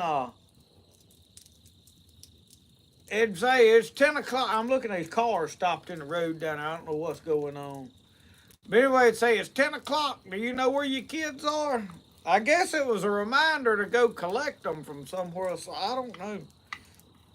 And now nobody's kids go nowhere unless they, I don't know. I think most people don't care if their kids come home or not no more.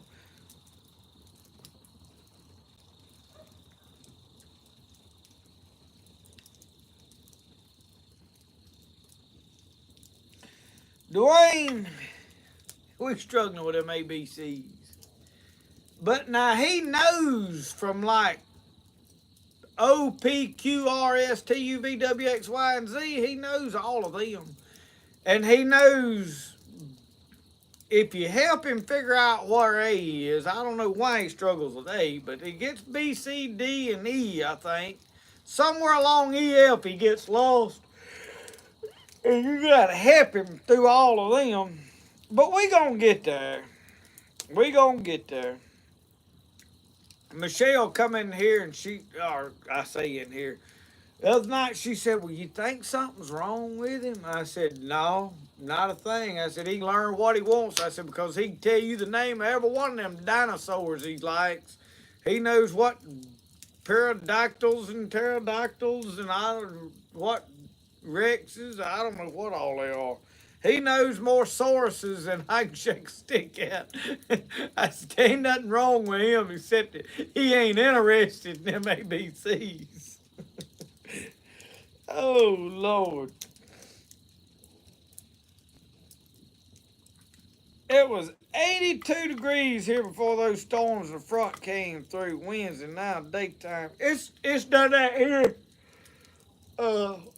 Temperature dropped down and it got down pretty chilly the first night, and the wind has blowed and blowed and blowed, but it's warmed up today. Today has been pleasurable. In fact, Brody was barefooted outside most of the day.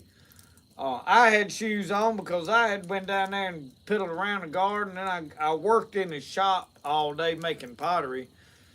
But then late this evening, I got out there working on a boat motor. I wanted to get it running in case I wanted to go run hooks or use it to go grab frogs. I wanted my John boat ready to go at a drop of a hat. And it's a pull crank. It's a little more struggle than the other ones.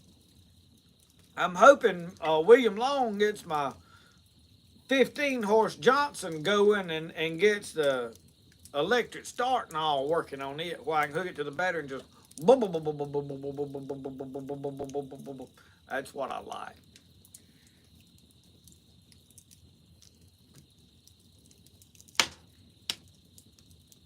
Man told me it's better to hunt with your kids than to hunt for your kids.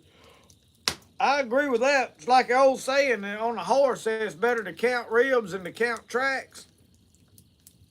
In other words, there's telling them old hands out there to hobble your horse at night.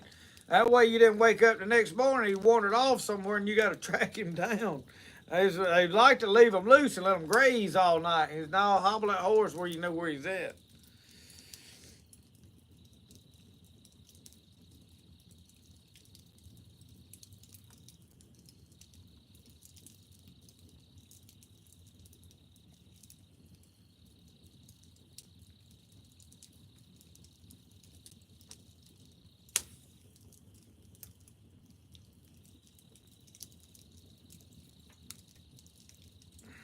Cindy said I could feel a tractor trailer with all my fishing rods and tackles and guns and knives.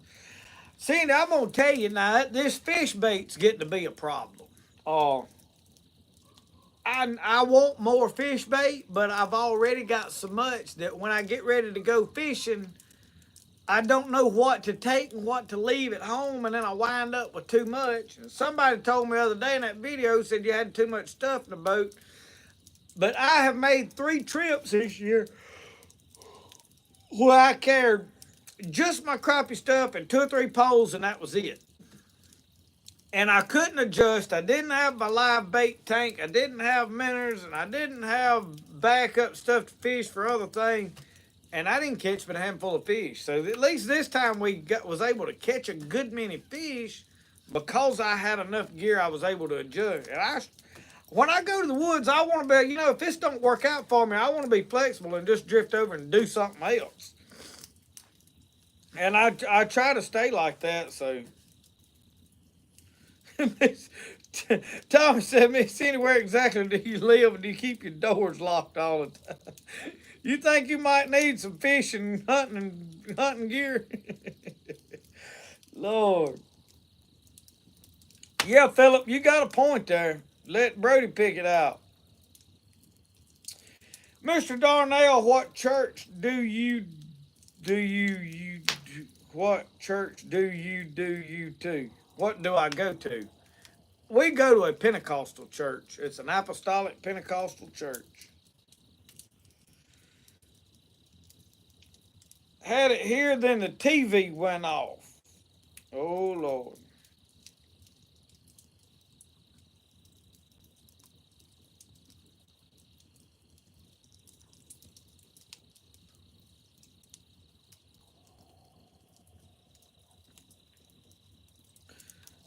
Yeah, I'm Martin. I am waiting on Brody learning how to read some of these stories. I have got all kind of books saved for him, hoping he'll be interested in it. And I'm going to be honest with you, my reading time has got down to bare minimum here recently. Oh, it's just a bit, always though, for me, springtime is busy, busy, busy. I mean, there's so much, and I have eliminated a lot of stuff. I'm late. Usually I'm done G-Haul worked up about getting a garden to go.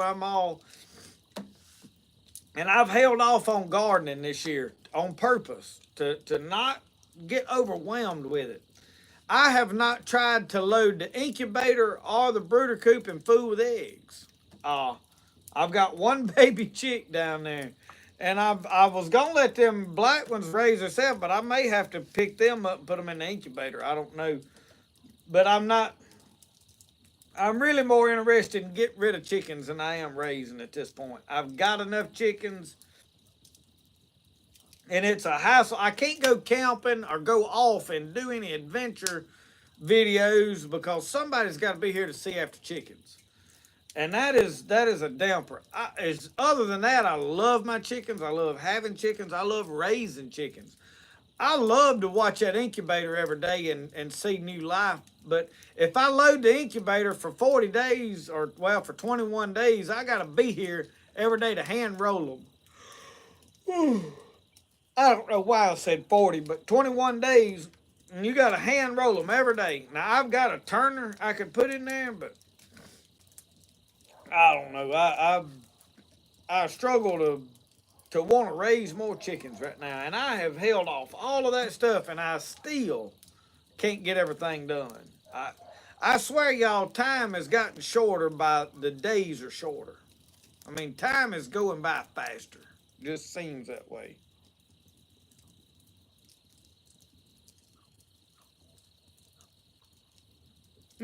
Tommy, oh, pick out one.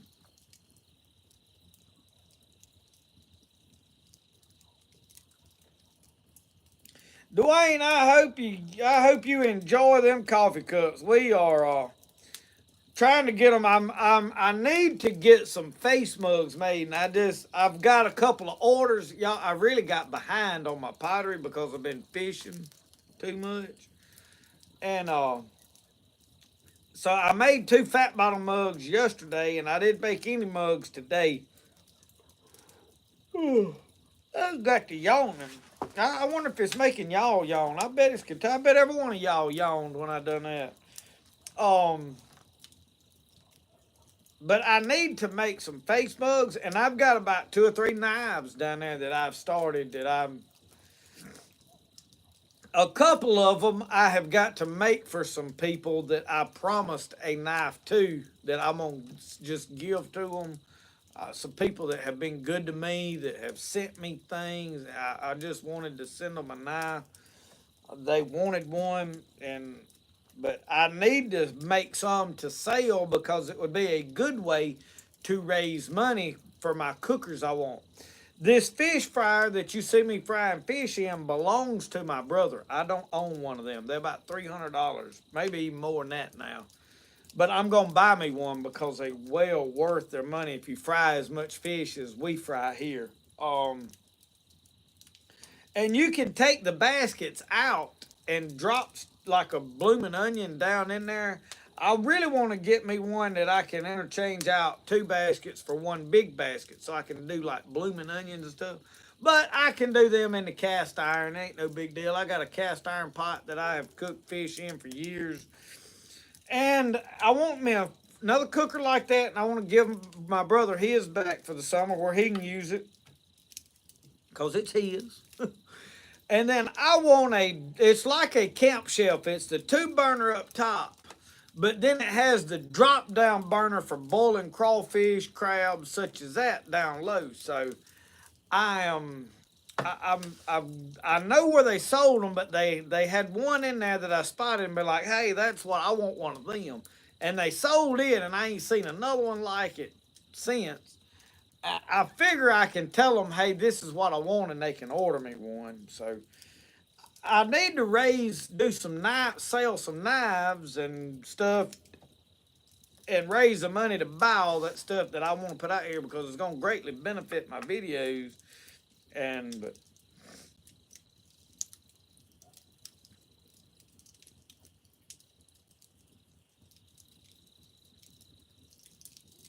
Philip, I agree.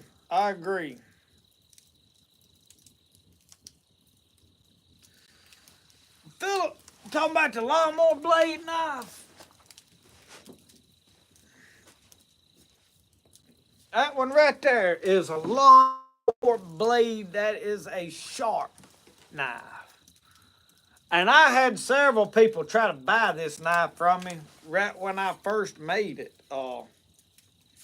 Now these I hadn't made. I'm not going to attempt to make these kind of knives and sell them. I made one that I did a giveaway on for Sam. And I think Sam's grandpa has purchased that knife. And Mr. Allen Harrington. So he is the proud owner of it now, and I figure Sam will actually wind up with a knife. I figure is a good guess. I don't know that. But I put a bone on here. I won't do any more bone handles. The lawnmower blade worked good. Here's the deal with the lawnmower blade. Every lawnmower blade is not the same. We always buy the commercial grade lawnmower blades. 3 blades is like $100.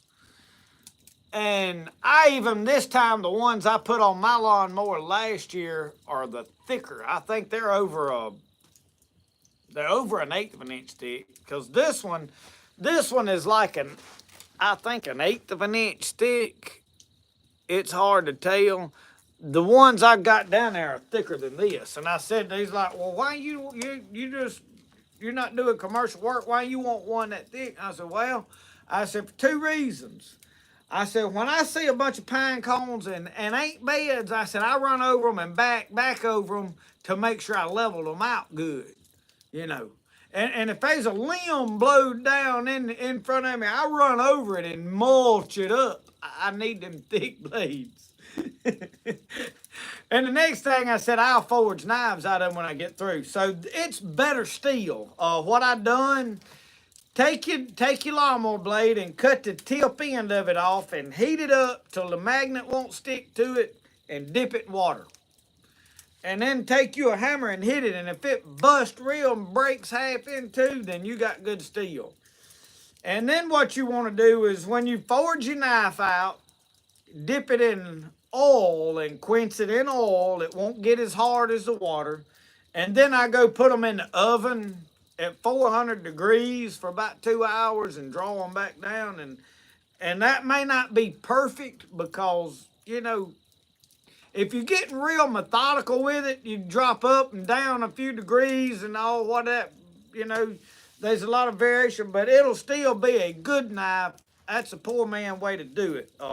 And I don't get any more in depth into my metallurgy or whatever you call it than that. That's about my extent of it. So, and I probably won't make any more of these with bone handles for anybody else, because nobody but me knows how to take care of a bone handle and not bust it. In fact, that's the second one on this knife because I did bust that one. So I ain't perfect either. And if you got them blades, Philip, they'll make a good knife. Because I mean it's pretty good steel. Now if you like them people that go buy a Walmart lawnmower or a Lowe's lawnmower and get blades there at Lowe's, them probably ain't gonna make good, you know. But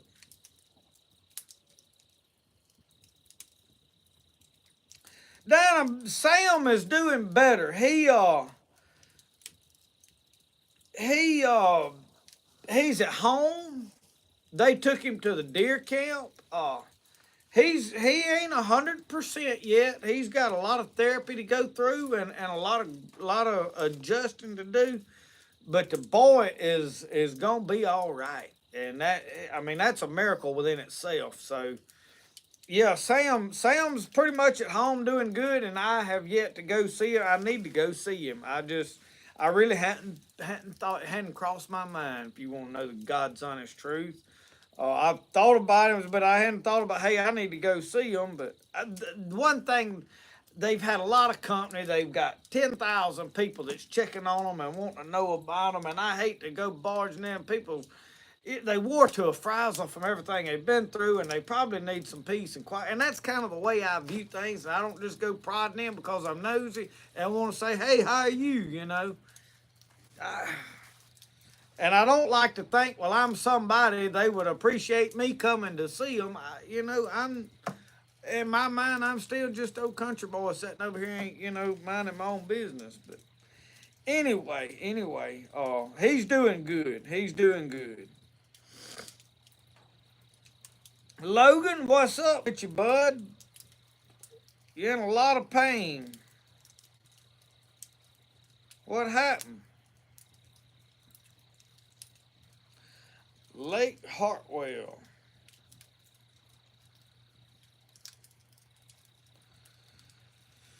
South Carolina, Georgia. Cindy, there is a fella over there I would love to meet. I don't know what part of Georgia he's in. He's in the northern part of Georgia. Do y'all follow Matt Brown? Makes turkey calls. Somewhere over around Georgia. I follow him on Instagram. Matt Brown 279 or Matt 279 Brown. I don't know exactly how it's arranged. Good guy. I just, his videos, me and him think a lot alike, and I would. Cindy Evans, have a good night. Thank you for hanging with us so late. We ain't gonna be on here long. You ain't gonna miss a whole lot.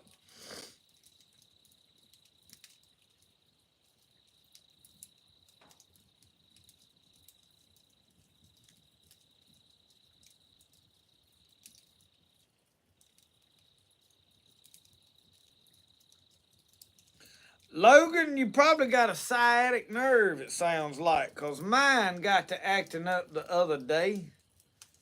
I had slept in the recliner all night one night, and boy, it messed me up for a day or two. And if that is what's going on, the only way I can relieve mine is if I get stretched out and get my back either popping my back in a certain way to unpinch the nerve or hanging upside down. Them inversion tables are a miracle to somebody that has sciatic pain on a regular basis. And then the next thing is wild lettuce tincture. Yeah. Before you go to bed, wild lettuce tincture. It'll help. Take a big swallow. It's better. Oh, it'll make you curl your eyelids up now, I'm telling you. But it'll ease it and you'll sleep good. Well, y'all, it is 10:15. Tommy, I know you did. You better be careful of how fat a girl you let walk on your back. You be the last. Be the last time your back ever hurt. You be paralyzed from the neck down. Somebody be spoon feeding you with a straw.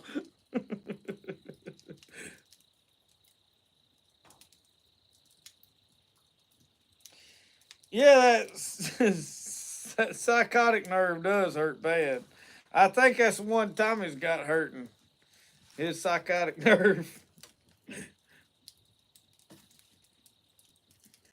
Tommy said either way it won't hurt no more.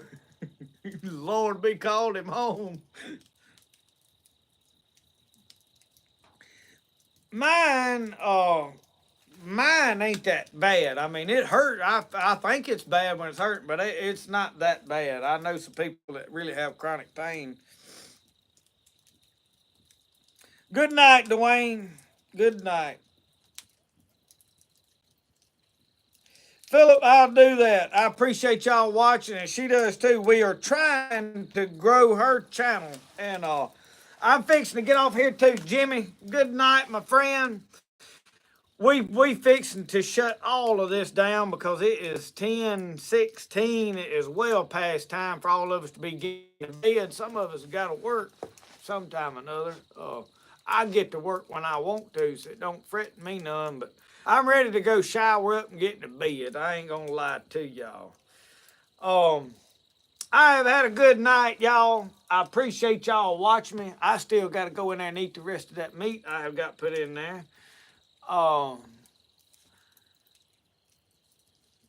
we're going to have a good time. I have got a video that I'll probably wait and edit in the morning and then put it out. I don't know exactly.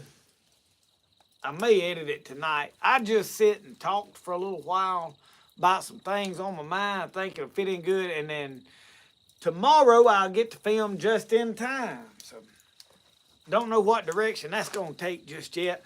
But thank all of you for hanging with us tonight. I know we put some long hours in and our lives don't seem like they're ever going to end. But I enjoy sitting here chatting with y'all. I enjoy doing this. I appreciate y'all for watching, y'all. I really do. Thank you. I want to be entertaining. I want to make your life a little happier, if nothing else. So thank y'all for watching. We'll see you next time. Remember, the best way to do things is the way you like to do it. We'll see y'all. Y'all have a good one.